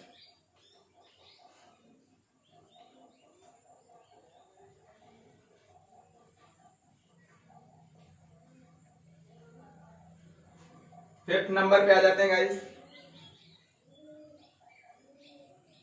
Column matrix, matrices, और इसी को बोल देते हैं column vector. Column vector. Hindi वाले भाई साहब, कॉलम को स्तंभ बोलते हैं, इसको आप भी बोलते हैं। ठीक है गाइस, तो इसकी हिंदी क्या हो जाएगी? स्तंभ आव्यूह। ठीक है, या फिर स्तंभ वेक्टर। वेक्टर मतलब सदिश, या स्तंभ सदिश। ठीक है गाइस, आई होप आप समझ पा रहे होंगे। ठीक है गाइस, चलिए अब कॉलम मैट्रिक्स आ गया है तो ओनली 1 कॉलम हो जाए। कोई मैट्रिक्स कॉलम मैट्रिक्स कहलाएगी गाइस कब? जब उसमें सिर्फ और सिर्फ ओनली 1 कॉलम हो जाए। ठीक है, नंबर ऑफ कॉलम कितने हो जाए? 1 हो जाए। ठीक है, इसका मतलब कोई मैट्रिक्स ए है, ठीक है, मैं यहां पे लिख देता हूं, matrices having only 1 column is called column matrix। column matrix, ठीक है गाइस, या कॉलम वेक्टर, और करके कॉलम वेक्टर लिख लेना। ठीक है, या हिंदी वाले भाई साहब, कोई भी मैट्रिक्स स्तंभ आव्यूह कब कहलाएगी या स्तंभ सदिश कब कहलाएगी? जब सिर्फ और सिर्फ उस मैट्रिक्स के पास एक कॉलम हो। रो कुछ भी हो सकती है, कॉलम सिर्फ एक होना चाहिए।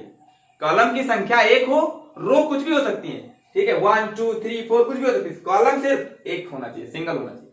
ठीक है गाइस, तो वो सभी मैट्रिक्स जिसमें एक कॉलम होगा उसे क्या बोलेंगे? स्तंभ आव्यूह बोलेंगे। ठीक है गाइस, चलिए तो स्तंभ आव्यूह में क्या होगा गाइस? जो नंबर ऑफ कॉलम होगा वो सिर्फ फिक्स हो जाएगा, 1 हो जाएगा, ये फिक्स होगा। ठीक है, but number of row can not fix. Fix नहीं हो सकती, कुछ भी हो सकती। मैंने लेट कर लिया n, लेट। ठीक है, n क्या होगा? n belongs to any natural number. ठीक है गाइस, ये कंडीशन मस्ट है। ये दोनों बातें एक साथ ट्रू हो जाए किसी भी मैट्रिक्स के लिए, तो मैट्रिक्स क्या हो जाएगी? Column matrix. एग्जांपल ले लेते हैं, इसका स्टैंडर्ड फॉर्म पहले लिख लेते हैं हम लोग। ए मैट्रिक्स है, इसका एलिमेंट ए आई जे है। ये ए आई जे कब कॉलम मैट्रिक्स कहलाएगी? जब इसमें नंबर ऑफ कॉलम 1 हो। तो पहले रो होता है, तो रो n होगा, कुछ भी हो सकता है, n का मतलब कोई भी नेचुरल नंबर। तो n बाई कॉलम गाइस कितना? 1, सिंगल कॉलम, तो n/1 का हो जाएगा। इसको m लेट कर लो, कुछ भी लेट कर लो, कोई मतलब नहीं। ठीक है, तो आई होप आपको समझ में आ गया होगा। इस तरीके की एग्जांपल लिख लेते हैं हम लोग।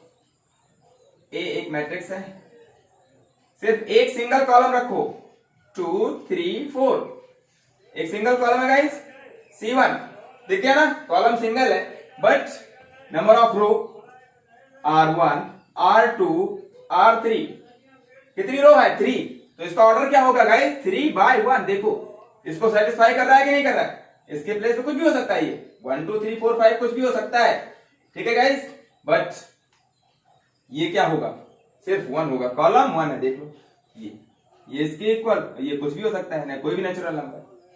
तो इस बात को सेटिस्फाई कर गया, इसका मतलब मैट्रिक्स ए क्या है, कॉलम मैट्रिक्स है। एक और एग्जांपल बी, सिंगल रखो बस, कुछ भी ए बी सी डी कुछ भी इस तरीके से। रो कितनी है गाइस, 1 2 3 4 बाई कॉलम 1, ठीक है गाइस।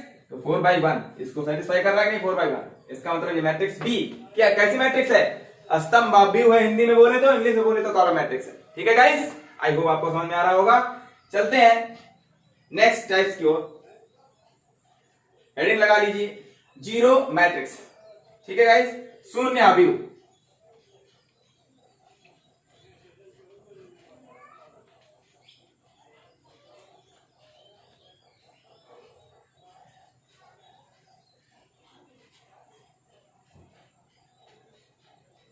आई होप नंबर होगा इसका 7, जो कुछ भी होगा नंबर ही कर लेना, ठीक है guys. Zero matrix, zero matrix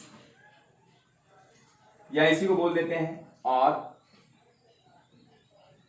null matrix, ठीक है। हिंदी में गाइस इसको क्या बोलते हैं, शून्य अवयव, शून्य अवयव, ठीक है गाइस। या फिर शून्य का मतलब कुछ नहीं हिंदी वाले भाई साहब, या फिर रिक्त अवयव बोल सकते हो आप, रिक्त अवयव, ठीक है। अरे वाइड भी बोल सकते हो, वाइड का मतलब भी क्या होता है, वाइड सेट होता है, सेट में आपने पढ़ा होगा 11 में, वाइड मैट्रिक्स बोल सकते हो। वाइड का मतलब क्या होता है, खाली कुछ भी एलिमेंट ना, ठीक है। तो बात की बात है। तो जीरो मैट्रिक्स क्या होता है गाइस, कोई भी मैट्रिक्स किसी भी ऑर्डर की हो, अगर उसके सारे एलिमेंट क्या हो जाए, सारे एलिमेंट की वैल्यू जीरो हो जाए गाइस, A11 भी जीरो, A12 भी जीरो, कुछ भी हो जाए, सारे एलिमेंट क्या हो जाने चाहिए, जीरो, किसी भी ऑर्डर की भी हो, ठीक है। तो मैट्रिक्स क्या कहलाएगी, शून्य अवयव या जीरो मैट्रिक्स, ठीक है guys. A matrix matrices of any order, let कर लिया, let m by n having the all elements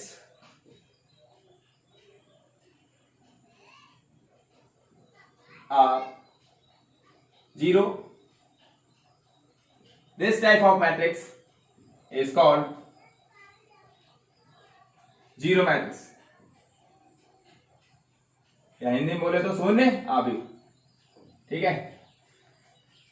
कोई भी मैट्रिक्स किसी भी क्रम की हो, m क्रॉस n क्रम की है, मैंने लेट कर लिया गाइस, अगर उसके सारे एलिमेंट क्या हो जाए, जीरो हो जाए, सारे एलिमेंट क्या हो जाए, जीरो हो जाए, तो क्या हो जाएगी, जीरो मैट्रिक्स, ठीक है। वो स्क्वायर मैट्रिक्स भी हो सकती है, हॉरिजॉन्टल मैट्रिक्स भी हो सकती है, वर्टिकल मैट्रिक्स भी हो सकती है, रो मैट्रिक्स भी हो सकती है, कॉलम मैट्रिक्स भी हो सकती है, कुछ भी, ठीक है। तो जीरो मैट्रिक्स किसी भी टाइप की मैट्रिक्स हो सकती है गाइस, स्क्वायर मैट्रिक्स भी हो सकती है, रो मैट्रिक्स भी हो सकती है, कॉलम मैट्रिक्स भी हो सकती है, ठीक है गाइस। तो आई होप आप बात मेरी समझ पा रहे होंगे। तो इसी उत्साह के साथ हम लोग आगे बढ़ते हैं, ठीक है। एग्जाम्पल लिख लेते हैं यहाँ पे, हिंदी वाले भाई साहब भी लिख पाए होंगे। कोई भी अवयव शून्य अवयव कहलाता है जब उस अवयव के, जो कि किसी भी क्रम का हो सकता है, सभी अवयव शून्य हो जाए, ठीक है। तो उसे क्या बोल देते हैं, शून्य अवयव, ठीक है। तो मैंने लेट कर लिया यहाँ पे एक एलिमेंट है, एक मैट्रिक्स है आपके पास, जीरो जीरो जीरो, किसी भी ऑर्डर की है, zero zero zero zero zero zero, कुछ भी कह दिया ऐसे। अब आपको ऑर्डर पता हो गया, 3 रो 1 2 3, 3 कॉलम 1 2 3, 3/3, पहले रो फिर कॉलम, रो 3 रो, R1 R2 R3, ठीक है गाइस। 3 रो 3 कॉलम 1 2 3, 3/3। लेकिन अगर स्क्वायर मैट्रिक्स हो तो क्या बोलते हैं, सिर्फ ऑर्डर कितना है, 3, स्क्वायर मैट्रिक्स होगी तो, ठीक है। अगर कोई आपसे कह रहा है कि एक आप ऑर्डर 3 की एक मैट्रिक्स बनाइए तो आप क्या समझेंगे, स्क्वायर मैट्रिक्स है, मतलब 3 रो 3 कॉलम की मैट्रिक्स बनानी है आपको। ठीक है गाइस, अभी कंस्ट्रक्ट करना बताएंगे आपको क्वेश्चन के थ्रू। चलिए, मैंने कहा एक मैट्रिक्स बी बनाइए आप, किस ऑर्डर की, 3/4 ऑर्डर की। ऑर्डर क्या होना चाहिए, 3/4 का, जीरो मैट्रिक्स बनाना है आपको। चलिए बनाइए। तो पहले 3 रो रखनी है, रो 3 कर लेते हैं, 1 2 3।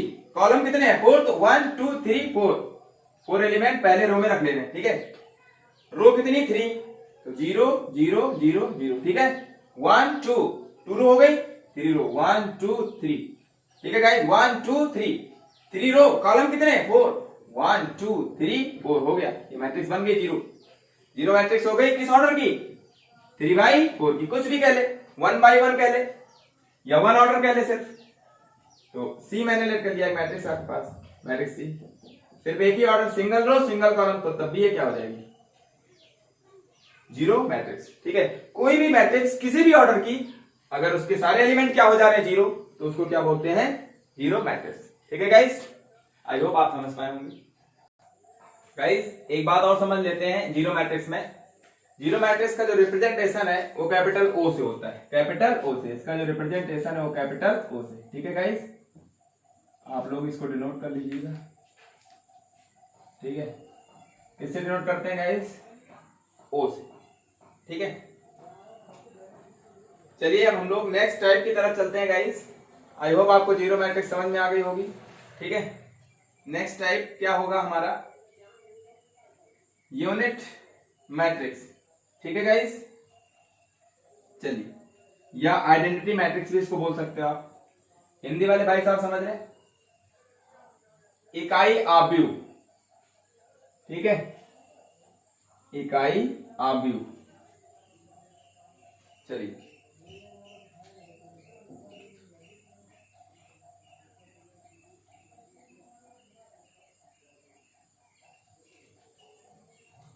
नेक्स्ट टाइप है, जो भी है आप लोग टाइप लिख लीजिएगा। ठीक है, यूनिट और आइडेंटिटी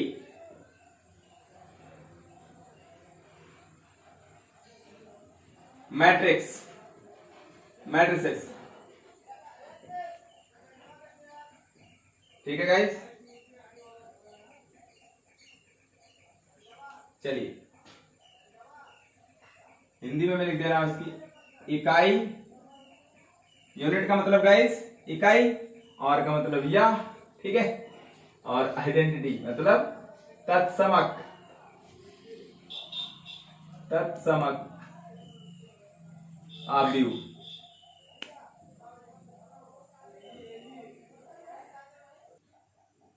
गाइस अब हम लोग देखेंगे यूनिट, नेक्स्ट टाइप पे आ गए हैं मैट्रिक्स के, यूनिट और आइडेंटिटी मैट्रिसेस। ठीक है गाइस, इसको क्या बोलते हैं, इकाई या तत्समक आव्यूह। यूनिट का मतलब इकाई होता है, देखिए नाम से ही आधी बात क्लियर हो जाती है। ठीक है गाइस, सारी बातें नाम से ही क्लियर हो सकती हैं अगर आपके पास सेंस है तो। मैंने अभी तक जितने मैट्रिक्स बताए हैं उसमें आई होप आपको रटना पड़े। ठीक है, मैं ये आशा नहीं कर रहा हूं कि आपको रटना पड़ेगा। ठीक है, आप समझ पा रहे होंगे। चलिए देखते हैं, यूनिट का मतलब क्या है, एक, यूनिट का मतलब 1 से होता है, इकाई या तत्समक आव्यूह। ठीक है, चलिए तो अब 1 से ही बात क्लियर हो गई। किसी भी मैट्रिक्स के लिए, किसी भी स्क्वायर मैट्रिक्स के लिए यूनिट मैट्रिक्स का कॉन्सेप्ट करेक्ट है गाइस। ठीक है, देखिए कैसे, फॉर एनी, देखिए मैट्रिसेस, इसकी डेफिनेशन में लिख दे रहा हूं, मैट्रिसेस ऐसे लिख देते हैं इसको, square matrices, square matrices having diagonal elements is 1 and remaining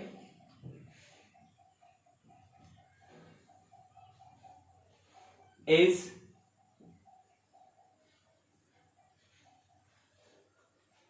equal to 0, then this type of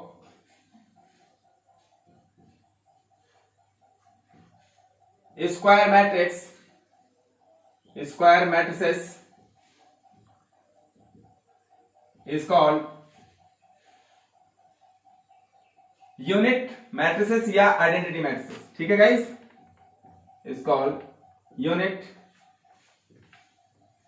matrices. ठीक है, देखिए गाइस क्या मतलब है.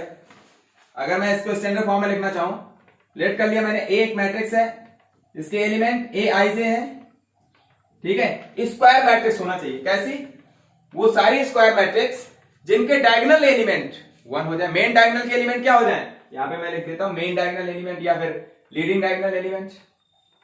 लीडिंग डायगोनल एलिमेंट्स क्या हो जाए गाइस? 1 हो जाए, और बाकी रिमेनिंग जितने भी एलिमेंट्स बच गए आपके पास, ठीक है, किसी भी स्क्वायर मैट्रिक्स में, वो 0 हो जाए. उसको हम क्या बोल देते हैं? यूनिट. इसका मतलब एक है ना, यूनिट मैट्रिसेस या आइडेंटिटी मैट्रिसेस. तो इस यूनिट वर्ड से ही बात क्लियर हो गई कि किसी भी स्क्वायर मैट्रिक्स में अगर लीडिंग डायगोनल का मतलब जिस एलिमेंट के लिए i is equal to j हो, ठीक है, रो एंड कॉलम इक्वल हो, उन सारे एलिमेंट की वैल्यू कितनी हो जाए गाइस? 1 हो जाए. इसका मतलब लीडिंग डायगोनल्स एलिमेंट जो भी है उनकी वैल्यू 1 हो जाए, बाकी रिमेनिंग जो बच रहे हैं सब क्या हो जाए? 0 हो जाए. तो उस तरीके की मैट्रिक्स गाइस क्या कहलाती है? यूनिट और आइडेंटिटी मैट्रिक्स. ठीक है गाइस, चलिए तो यहां पे मैं इस बात को डिफाइन करने की कोशिश कर रहा हूं. ये मैंने लेट कर लिया, m क्रॉस m की है, मतलब m ऑर्डर की एक स्क्वायर मैट्रिक्स है आपके पास. लिखते तो m क्रॉस m है, m बाई m ही है, बट रीड क्या करते हैं गाइस? m ऑर्डर की मैट्रिक्स है. ठीक है, m ऑर्डर की स्क्वायर मैट्रिक्स आपके पास गिवन है. ठीक है, तो यहां पे इसके लिए इफ ये मैट्रिक्स A यूनिट मैट्रिक्स कहलाएगी कब? इफ ए आई जे, जो एलिमेंट है इसका ए आई जे मतलब ith रो jth कॉलम का एलिमेंट है, ये इक्वल टू 1 हो जाएगा. इस कब? व्हेन, मैं लिख देता हूं साइन ना बना के, when i is equal to j. जब i की वैल्यू j के इक्वल हो, तब उसके लिए जो भी एलिमेंट हो उसकी वैल्यू कितनी हो जाएगा? इस 1. इसका मतलब लीडिंग डायगोनल एलिमेंट्स की वैल्यू 1 हो जाए. ये होता है जब i is equal to j के इक्वल होता है, तो वो एलिमेंट क्या कहलाता है? लीडिंग डायगोनल का एलिमेंट. ठीक है गाइस, और एंड साथ ही साथ ए आई जे की वैल्यू गाइस 0 होनी चाहिए. ये दोनों बातें एक साथ ट्रू होनी चाहिए. व्हेन, कब? जब guys i is not equal to j होगा. जब i j के इक्वल ना हो, i और j की वैल्यू इक्वल ना हो, जैसे a12 a23 कोई भी, ठीक है, तो उसकी वैल्यू क्या हो जाए? 0. इसका मतलब जो रिमेनिंग है वो 0 हो जाए. आई होप आप समझ पाए. ठीक है, तो इन दोनों केस के लिए अब ये मैट्रिक्स क्या कहलाएगी गाइस? यूनिट और आइडेंटिटी मैट्रिक्स.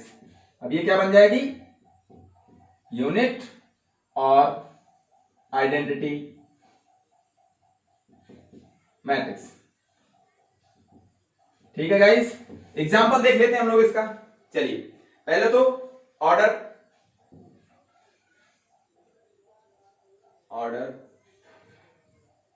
1 बाई 1 की देख लेते हैं. ठीक है, तो 1 बाई 1 के लिए डायगोनल एलिमेंट कितना होगा? देखिए, एक मैट्रिक्स है A, i is equal to, ऐसे 1 ही लिख दिया. इसमें स्क्वायर मैट्रिक्स है तो यही डायगोनल होगा, इसका मेन डायगोनल 1 हो गया. बाकी है ही नहीं तो रिमेनिंग वाले 0 है इसका मतलब. ठीक है, तो अब एक मैट्रिक्स B की बात कर लेते हैं. 2 बाई 2 ऑर्डर की कर लेते हैं. ठीक है, 2 बाई 2 की देख लेते हैं. 2 बाई 2 की एक मैट्रिक्स A है, 2 रो 2 कॉलम रखने हैं. ठीक है गाइस, तो मेन डायगोनल A11 1, डायगोनल 1 रख लो, डायगोनल के एलिमेंट 1 1, A11 भी 1 है और A22 भी 1 है गाइस, और बाकी रिमेनिंग जो है 0 कर दो.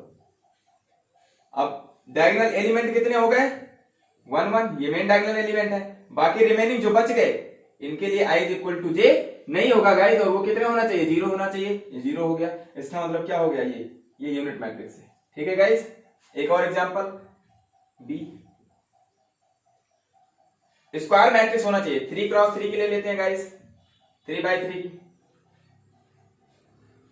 1 1 1, ठीक है गाइस, 0 0 0 0 0 0, कुछ भी। 3/3 क्या है, ये 2/2 भी थी, 3/3। मेन डायगोनल एलिमेंट 1, बाकी रिमेनिंग 0, क्या होगा ये, यूनिट और आइडेंटिटी मैट्रिक्स। 4/4 की ले लो, कुछ भी ले लो, ठीक है गाइस। आई होप आप समझ पाए होंगे यूनिट और आइडेंटिटी मैट्रिक्स को। तो इसका सिंबल क्या होता है गाइस, इसके नेम से क्लियर हो जाएगा। आइडेंटिटी मैट्रिक्स, तो इसका सिंबल क्या होता है, इसको रिप्रेजेंट किससे करते हैं, सिंबल कैपिटल आई, ठीक है। अब ये दिमाग में रखना कि अगर 1 ऑर्डर की है, ऑर्डर 1 है गाइस, तो I1 से डिनोट करेंगे। I1 का मतलब ऑर्डर 1 की आइडेंटिटी मैट्रिक्स, ठीक है। I2 है गाइस आपके पास, अगर I2 का मतलब सेकेंड ऑर्डर की आइडेंटिटी मैट्रिक्स, ठीक है गाइस। यहां पे ये एग्जांपल हो जाएगा I2, इसको क्या कह देंगे, I2 कह देंगे, ठीक है गाइस। ये क्या हो जाएगा, ये I3 हो जाएगा। आई होप आपको समझ में आ रहा होगा, ठीक है। 3x3 की है, ये ऑर्डर बताता है और ये आइडेंटिटी मैट्रिक्स बताता है, ठीक है गाइस। आई होप समझ पाए होंगे। I4 लिखा है कहीं ऐसे, तो इसका मतलब क्या है, I4 लिख के दिखाइए आप लोग, ठीक है। देखिए 1 1 1 1, ठीक है, 0 0 0, फिर से 0 0 0 0 0 0, ठीक है, फिर से 0 0 0 1 यहां, ठीक है गाइस। आई होप आप समझ पाए होंगे, ठीक है। तो ये 4x4 की आपके पास आइडेंटिटी मैट्रिक्स हो गई, ठीक है। स्क्वायर होना चाहिए, स्क्वायर मैट्रिक्स होना चाहिए, ठीक है गाइस। आई होप आप समझ पा रहे होंगे। चलिए अब हम लोग चलते हैं नेक्स्ट मैट्रिक्स के टाइप्स की तरफ, ठीक है। आ जाते हैं डायगोनल मैट्रिक्स, ठीक है। हेडिंग लगा लीजिए, डायगोनल मैट्रिक्स। अब हम लोग चलते हैं डायगोनल मैट्रिक्स की तरफ, ठीक है गाइस।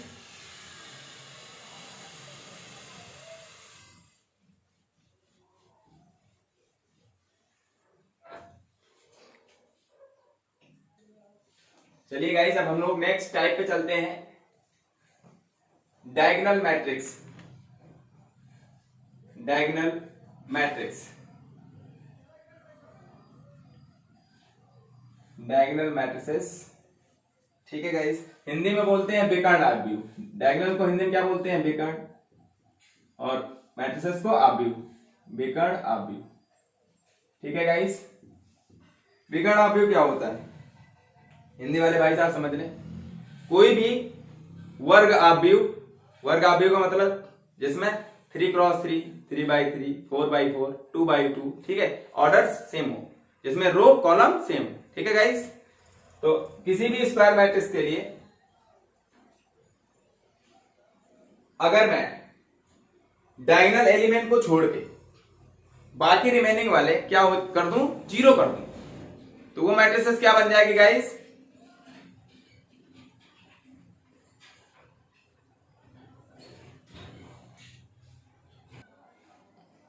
डायगोनल मैट्रिक्स क्या होती है, किसी भी स्क्वायर मैट्रिक्स के जो मेन डायगोनल एलिमेंट हो वो कुछ भी हो, वो 0 ना हो, ठीक है, वो कुछ भी वैल्यू हो सकती है, 1 2 3 सेम भी हो सकती है, डिफरेंट भी हो सकती है, कुछ भी होगी, ठीक है guys.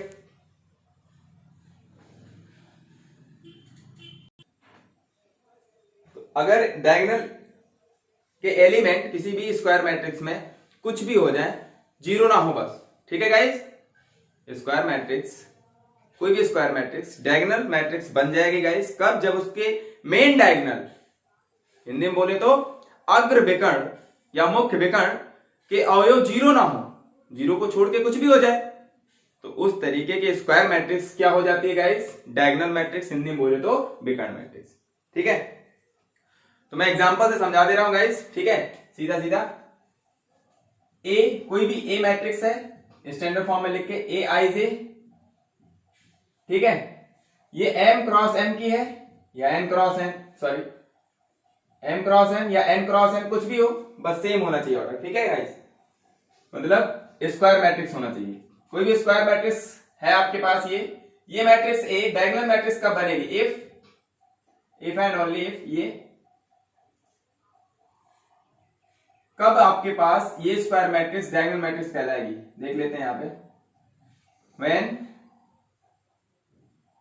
aij is not equal to 0 for every I is equal to j। ठीक है गाइस, जब i j के इक्वल हो तब उस एलिमेंट की वैल्यू 0 के इक्वल नहीं होनी चाहिए। इसका मतलब मैं हिंदी में लिख दे रहा हूं, मुख्य विकर्ण के अवयव, मुख्य विकर्ण के अवयव 0 के इक्वल नहीं होने चाहिए गाइस। ठीक है, leading diagonals elements of leading diagonals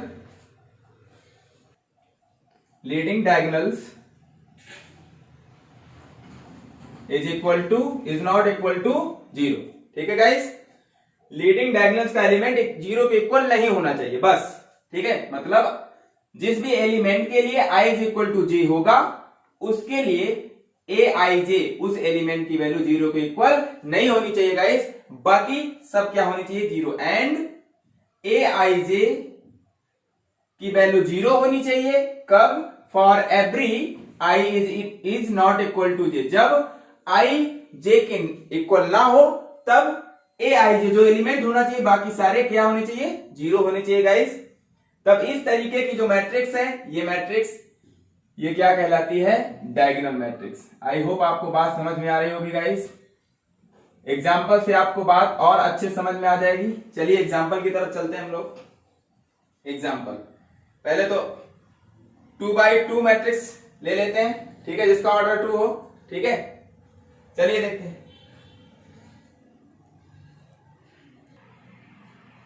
2x2। ठीक है गाइस, इसका मतलब 2x2 की एक स्क्वायर मैट्रिक्स मैं एग्जांपल के थ्रू ले रहा हूं ए।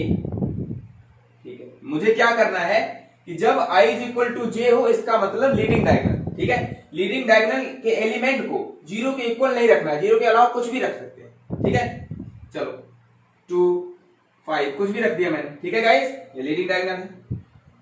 और अब इसके अलावा aij किसके इक्वल होगा? 0 के इक्वल होगा वो एलिमेंट्स। बाकी सब क्या होंगे? 0 जब i is not equal to 0। तो इन दोनों के लिए i और j इक्वल होते हैं लीडिंग डायगोनल्स के लिए। ठीक है, बाकी सब के लिए क्या होता है गाइस?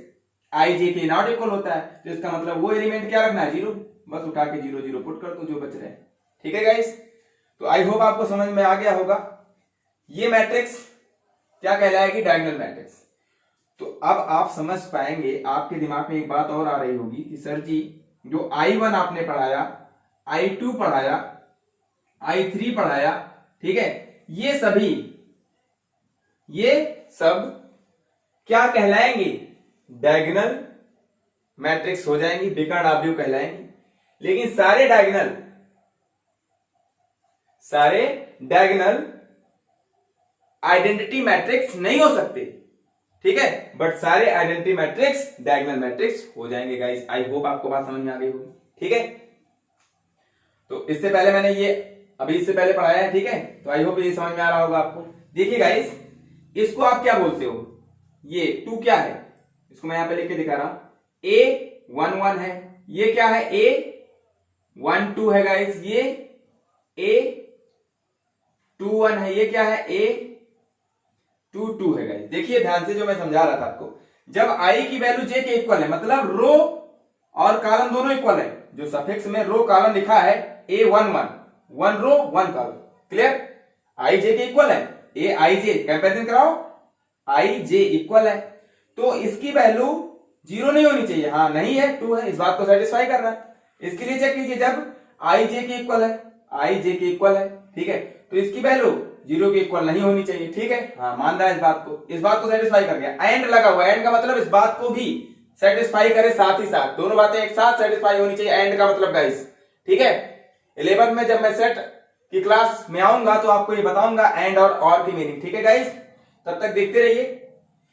एंड लगा हुआ, एंड का मतलब दोनों बातें एक साथ लो, तो इस बात को सेटिस्फाई कराते हैं। जब i is not equal to j, देखिए first row second column I J के इक्वल नहीं है, 1 2 के इक्वल नहीं होता है, ये फर्स्ट रो या सेकंड कॉलम आई जे के इक्वल नहीं है, तब जो वैल्यू होनी चाहिए वो उस एलिमेंट की वैल्यू क्या होनी चाहिए गाइस, जीरो। जीरो के इक्वल है कि नहीं है। इसमें देख लेते हैं आई जे के इक्वल नहीं है तो ये वैल्यू क्या होनी चाहिए, जीरो है। तो इसका मतलब ये जो मैट्रिक्स है आपके पास, ये किस टाइप की मैट्रिक्स है गाइस, डायगोनल मैट्रिक्स। आई होप आपको समझ में आ गया होगा। ठीक है, चलिए एक और एग्जांपल लेते हैं 3x3 का, 3x3 स्क्वायर मैट्रिक्स का एक डायगोनल मैट्रिक्स लेने जा रहे हैं। एग्जांपल लेट कर लिया बी। ठीक है गाइस, चलिए तो डायगोनल एलिमेंट्स कुछ भी ले लीजिए, 2 3 4। ठीक है, बाकी सब ये डायगोनल है तो a11 आई जे इक्वल a22 a33। ठीक है गाइस, आई जे इक्वल तो इसकी वैल्यू जीरो के इक्वल नहीं रखनी है, जीरो के अलावा कुछ भी रख देंगे। ठीक है, उसके बाद बाकी जो बच गए, जब आई जे के इक्वल ना हो तो वो वैल्यू क्या रखनी है, उस एलिमेंट की वैल्यू जीरो, बाकी सबको जीरो कर देना, zero zero zero zero zero zero. Clear, ये भी क्या हो गई, डायगोनल मैट्रिक्स। आई होप आपको क्लियर हो रहा होगा गाइस। ठीक है, अब हम लोग चलते हैं नेक्स्ट कॉन्सेप्ट की तरफ। गाइस नेक्स्ट टाइप है स्केलर मैट्रिक्स। ठीक है, स्केलर मैट्रिक्स हिंदी में बोलते हैं गाइस इसको अदिश आव्यूह, अदिश आव्यूह। ठीक है, तो फिर से मैं इसी कॉन्सेप्ट से समझा रहा हूं आपको। एक आपके पास स्क्वायर मैट्रिक्स है, ये भी स्क्वायर मैट्रिक्स के लिए वैलिड है। एक ए आपके पास स्क्वायर मैट्रिक्स है, ए आई जे आपको देख के पहचान में आ जाना चाहिए अब। ठीक है, कि अगर ये दोनों सेम है, एम एम है, एन एन है, पी पी है, कुछ भी है, ठीक है, अगर सेम है तो इसका मतलब वो क्या है, स्क्वायर मैट्रिक्स। पहले जो स्क्वायर है उसके बाद कुछ भी होगा। ठीक है गाइस, तो ये स्क्वायर मैट्रिक्स हो गई।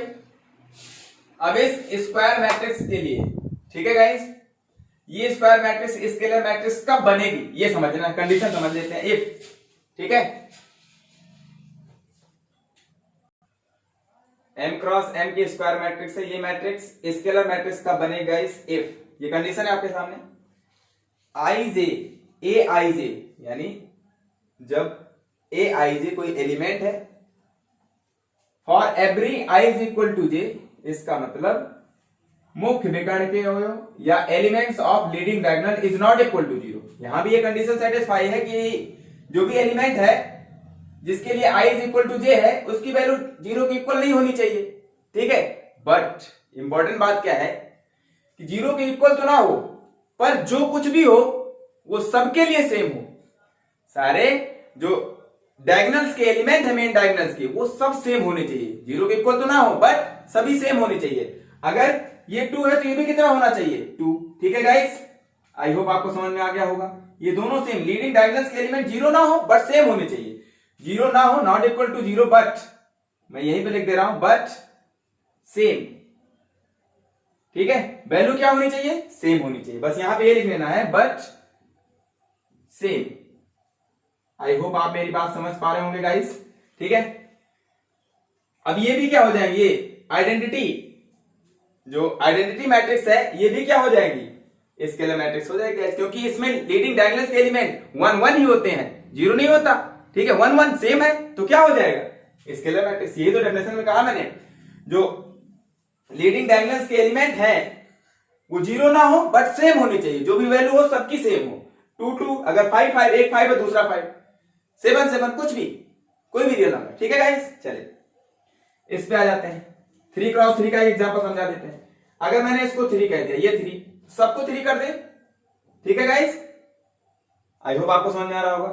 फिर आप लोग एग्जांपल बढ़ाते जाइएगा, मैं इसी में इरेज करके लिख दे रहा हूं। ठीक है, या फिर इसको आप 4 4 4 कर लो, तब भी क्या है, ये स्केलर मैट्रिक्स है। ये सेम होना चाहिए, लीडिंग डायगोनल के एलिमेंट जीरो ना हो, not equal to zero, but same. क्या होना चाहिए, सेम, और सेम दिख भी रहा है, 4 4 4। ठीक है गाइस, तो कोई भी स्क्वायर मैट्रिक्स स्केलर मैट्रिक्स हो जाएगी कब, जब जिस एलिमेंट के लिए i is equal to j हो उसकी वैल्यू जीरो के इक्वल ना हो बट सेम होनी चाहिए। ठीक है, और जिसके लिए i is not equal to j हो उसकी वैल्यू जीरो होनी चाहिए। ठीक है, मतलब एक सिंपल सी भाषा में मैं ये कहूं कि लीडिंग डायगोनल के सारे एलिमेंट जीरो ना हो और सेम भी होने चाहिए। ठीक, और बाकी रिमेनिंग 0 हो। ठीक है गाइस, आई होप आपको समझ में आ गया होगा। ठीक है, हम लोग गाइस नेक्स्ट टाइप्स की ओर बढ़ते हैं, वो है ट्रायंगुलर मैट्रिसेस। ठीक है गाइस, त्रिभुजीय आप भी हिंदी में बोलते हैं।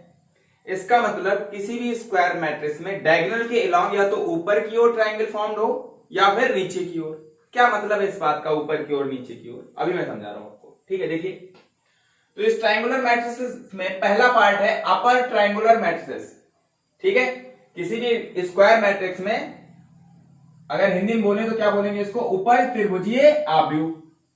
इसके नाम से ही क्लियर हो जाएगा गाइस। ठीक है, देखिए कैसे मैंने लेट कर लिया, एक आपके पास स्क्वायर मैट्रिक्स है ए। ठीक है, इसके एलिमेंट को ए आई जे से मैं दिखा रहा हूं, और यहां पर m cross m, m by m।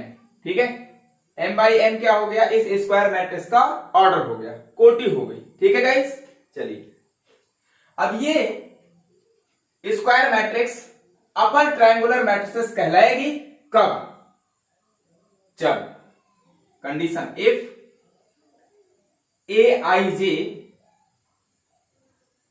Is equal to 0 हो जाए, a i j is equal to 0 हो जाए गाइस, व्हेन, या ऐसे कह लें, for every i is greater than j, जब रो की संख्या, नंबर ऑफ रो ग्रेटर हो जाए नंबर ऑफ कॉलम से, तब उस एलिमेंट की वैल्यू क्या हो जाए गाइस, सारे एलिमेंट की वैल्यू 0 हो जाए। तब उस सारे एलिमेंट की वैल्यू अगर 0 हो रही है गाइस, तो जो भी मैट्रिक्स ये फॉर्म्ड होगा वो मैट्रिक्स क्या कहलाएगा गाइस, अपर ट्रायंगुलर मैट्रिक्स। अपर, मैं शॉर्ट फॉर्म में लिख दे रहा हूं, ट्रायंगुलर मैट्रिक्स, यूटीएम। ठीक है, एटीएम नहीं यूटीएम गाइस। ठीक है, चलिए आगे बढ़ते हैं। अब इसके एग्जांपल पे चलते हैं, तब आपको बात समझ में आएगी क्या बात मैं बोल रहा हूं। ठीक है, चलिए देखते हैं। तो पहले मैं एग्जांपल लेता हूं, ऑर्डर 2 बाई 2 का स्क्वायर मैट्रिक्स लेते हैं। ठीक है, ए मैट्रिक्स है। चलिए, मैंने क्या कहा कि जब आई की वैल्यू जे से ग्रेटर हो, तब उन सभी एलिमेंट्स की वैल्यू, मतलब जिस एलिमेंट के लिए आई की वैल्यू जे से ग्रेटर होती है गाइस, उन सभी की वैल्यू किसके इक्वल हो जाए, 0 के। ठीक है, बस, तो वो जो भी स्क्वायर मैट्रिक्स होगी वो क्या कहलाएगी guys, upper triangular matrices. Is it clear? I hope आपको समझ में आ रहा होगा गाइस। तो चलिए देखिए, ए लेट कर दिया मैंने मैट्रिक्स से, यहां पे लिख दिया 2 4, यहां पे 5, यहां पे 0। चलिए गाइस समझते इस बात को, बहुत इंपॉर्टेंट बात है। मैंने कहा जब आई की वैल्यू जिस एलिमेंट के लिए आई की वैल्यू जे से ग्रेटर हो जाए, मतलब नंबर ऑफ रो, पंक्तियों की संख्या कॉलम से ज्यादा हो, उन सारे एलिमेंट की वैल्यू अगर 0 है, तो वो मैट्रिक्स जो भी होगा वो क्या कहलाएगा, अपर ट्रायंगुलर मैट्रिक्स। हिंदी में बोले तो ऊपर त्रिभुजीय आव्यूह। इसका मतलब ऊपर की तरफ त्रिभुज बनता हुआ दिखे। कैसे, देखिए, इस डायगोनल के लॉन्ग लाइन ड्रा कीजिए और इसके ऊपर देखिए ये ट्रायंगल बन रहा है कि नहीं गाइस। आई होप आपको समझ में आ रही होगी बात। देखिए ट्रायंगल फॉर्म हो रहा है कि नहीं फॉर्म हो रहा है। अगर ये ट्रायंगल बन रहा है और इस डायगोनल के ऊपर की ओर बन रहा है, इस डायगोनल, इस लाइन के गाइस, इस डायगोनल लाइन के ऊपर की ओर ट्रायंगल बन रहा है। आई होप आपको बात क्लियर हो रही होगी। तो इसलिए इसको क्या बोलते थे, ऊपर त्रिभुजीय आव्यूह, डायगोनल के ऊपर की ओर। क्लियर? इसका मतलब क्या हुआ गाइस, ये एलिमेंट क्या कहलाता है, A11 की वैल्यू 2 है, इसको क्या बोलते हैं A12, इसकी वैल्यू 4 है, कुछ भी ऐसे। इसको क्या बोलते हैं A22 गाइस। ठीक है, इसकी वैल्यू क्या है, A22 की वैल्यू गाइस 5 है। तो ये A11 जब i j इक्वल होता है तब तो ये डायगोनल के एलिमेंट है। ठीक है, कुछ भी है, A22 5 है। ठीक है, अब आप देख पा रहे ये क्या है, A2 second row first element. ठीक है गाइस,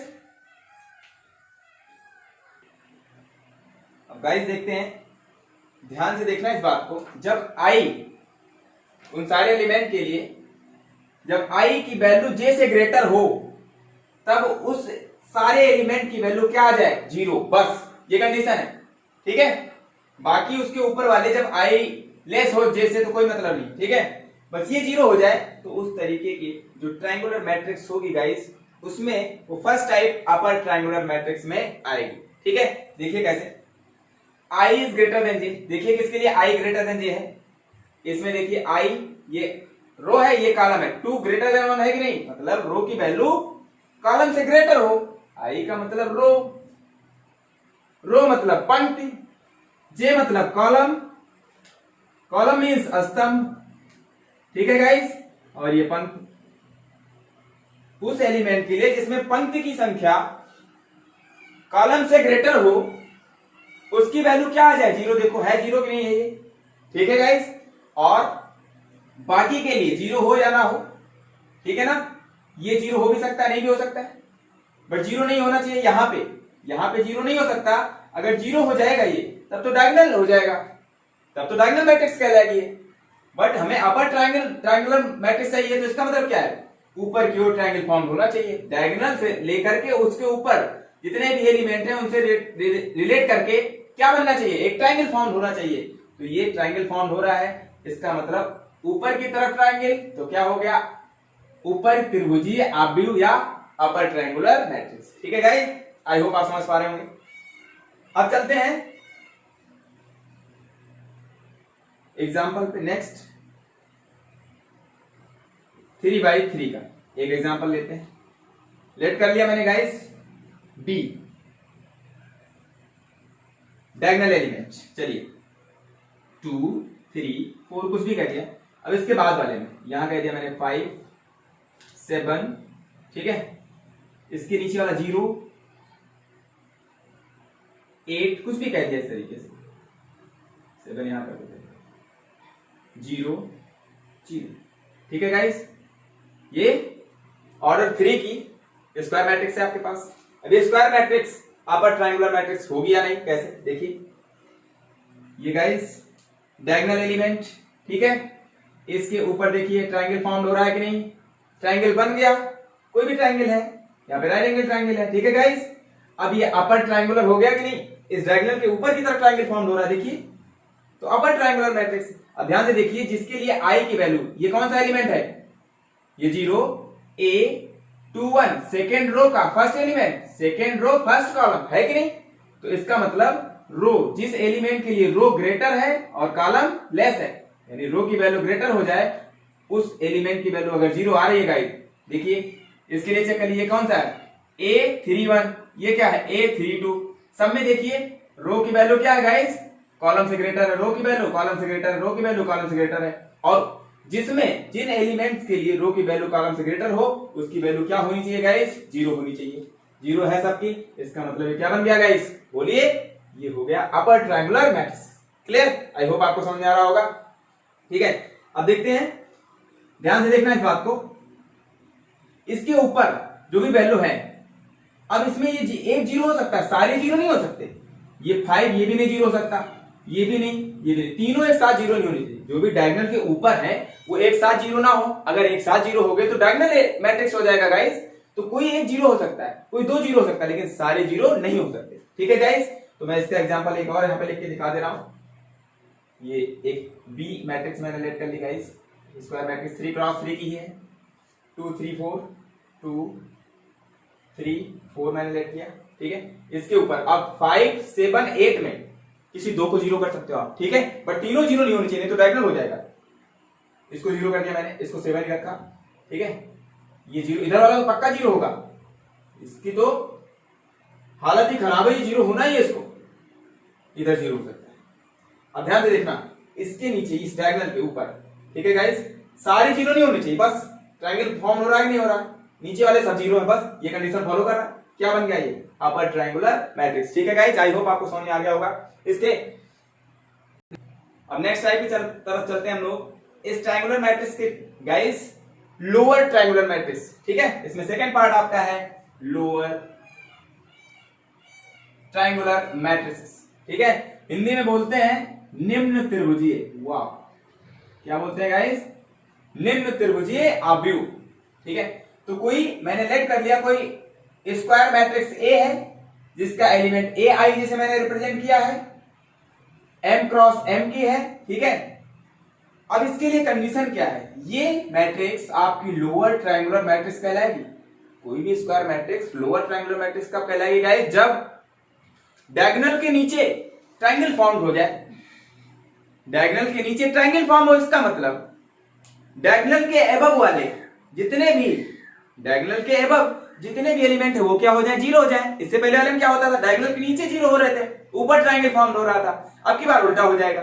ठीक है गाइस, बस सेंस ये रखना है गाइस कि अगर लोअर ट्रायंगुलर मैट्रिक्स है तो बात से ही क्लियर हो रहा है, इसके नाम से ही क्लियर हो रहा है, जिधर ट्रायंगुलर कह रहा है लोअर ट्रायंगुलर, तो डायगोनल के नीचे की तरफ ट्रायंगल फॉर्म होगा, इसका मतलब इसके ऊपर वाले सब जीरो हो जाएंगे। ठीक है, चलिए, तो ए आई जे जो भी एलिमेंट है इसकी वैल्यू जीरो होगी।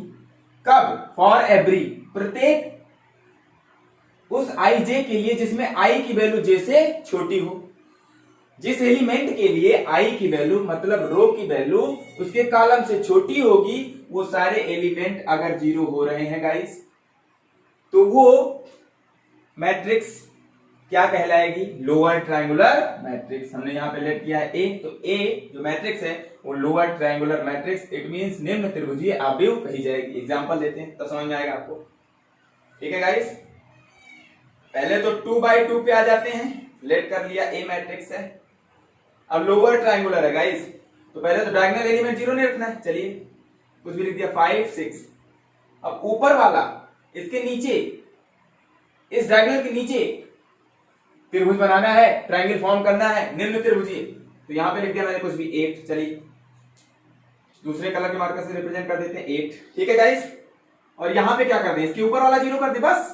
अब देखिए ट्रायंगल लोअर की तरफ, नीचे की तरफ, डायगोनल के नीचे की तरफ ट्रायंगल फॉर्म हो रहा है, तो क्या हो गया, ये मैट्रिक्स क्या कहलाएगी, lower triangular matrix, lower triangular matrix. ठीक है गाइस, निम्न त्रिभुजीय आव्यूह। ठीक है, या फिर अब देखिए ध्यान से, मैं सारे एलिमेंट को डिनोट कर रहा हूं। इस 5 के लिए क्या कहोगे, A11 है, ये क्या है गाइस, जीरो। A12 है फर्स्ट रो का सेकंड एलिमेंट या फर्स्ट रो सेकंड कॉलम, जैसे मर्जी आपकी समझिए। ये सेकंड रो A21 है, ये A22 है गाइस। अब देखिए ध्यान से, जब i की वैल्यू जिस एलिमेंट के लिए नंबर ऑफ कॉलम से छोटा हो, ध्यान से देखना, ये छोटा होना चाहिए। देखिए ये इससे छोटा है कि नहीं, 2 से, रो कॉलम से छोटा है गाइस, 1 2 से छोटा है, तो इस एलिमेंट की जो वैल्यू होगी वो एलिमेंट क्या हो जाना चाहिए, जीरो। देखिए जीरो है कि नहीं, बस उसके नीचे ट्रायंगल फॉर्म हो गया, कंडीशन हो गई, ये जीरो हो गया। बाकी ये जीरो नहीं हो सकता, अभी जीरो सेकेंड क्रॉस 2x2 में ये वाला जीरो नहीं हो सकता। ठीक है गाइस, अगर ये जीरो हो गया तो डायगोनल मैट्रिक्स हो जाएगी। ठीक है, तो लोअर ट्रायंगुलर मैट्रिक्स नहीं कह जाएगी। ठीक है, तो यहां पे ध्यान रखना है कि 2x2 में ये जीरो नहीं होगा, इसके इधर वाला पक्का जीरो होगा। ठीक है, तो लोअर नीचे की तरफ, डायगोनल के नीचे की तरफ ट्रायंगल फॉर्म हो जाए, इसका मतलब उसके ऊपर वाला जीरो हो जाए, तो क्या हो गया, लोअर ट्रायंगुलर। एक और 3x3 का ले लेते हैं, 4x4 का आप करके चेक कर लीजिए घर पे, बी 3x3, तो 3 डायगोनल्स वाले दिखा लीजिए।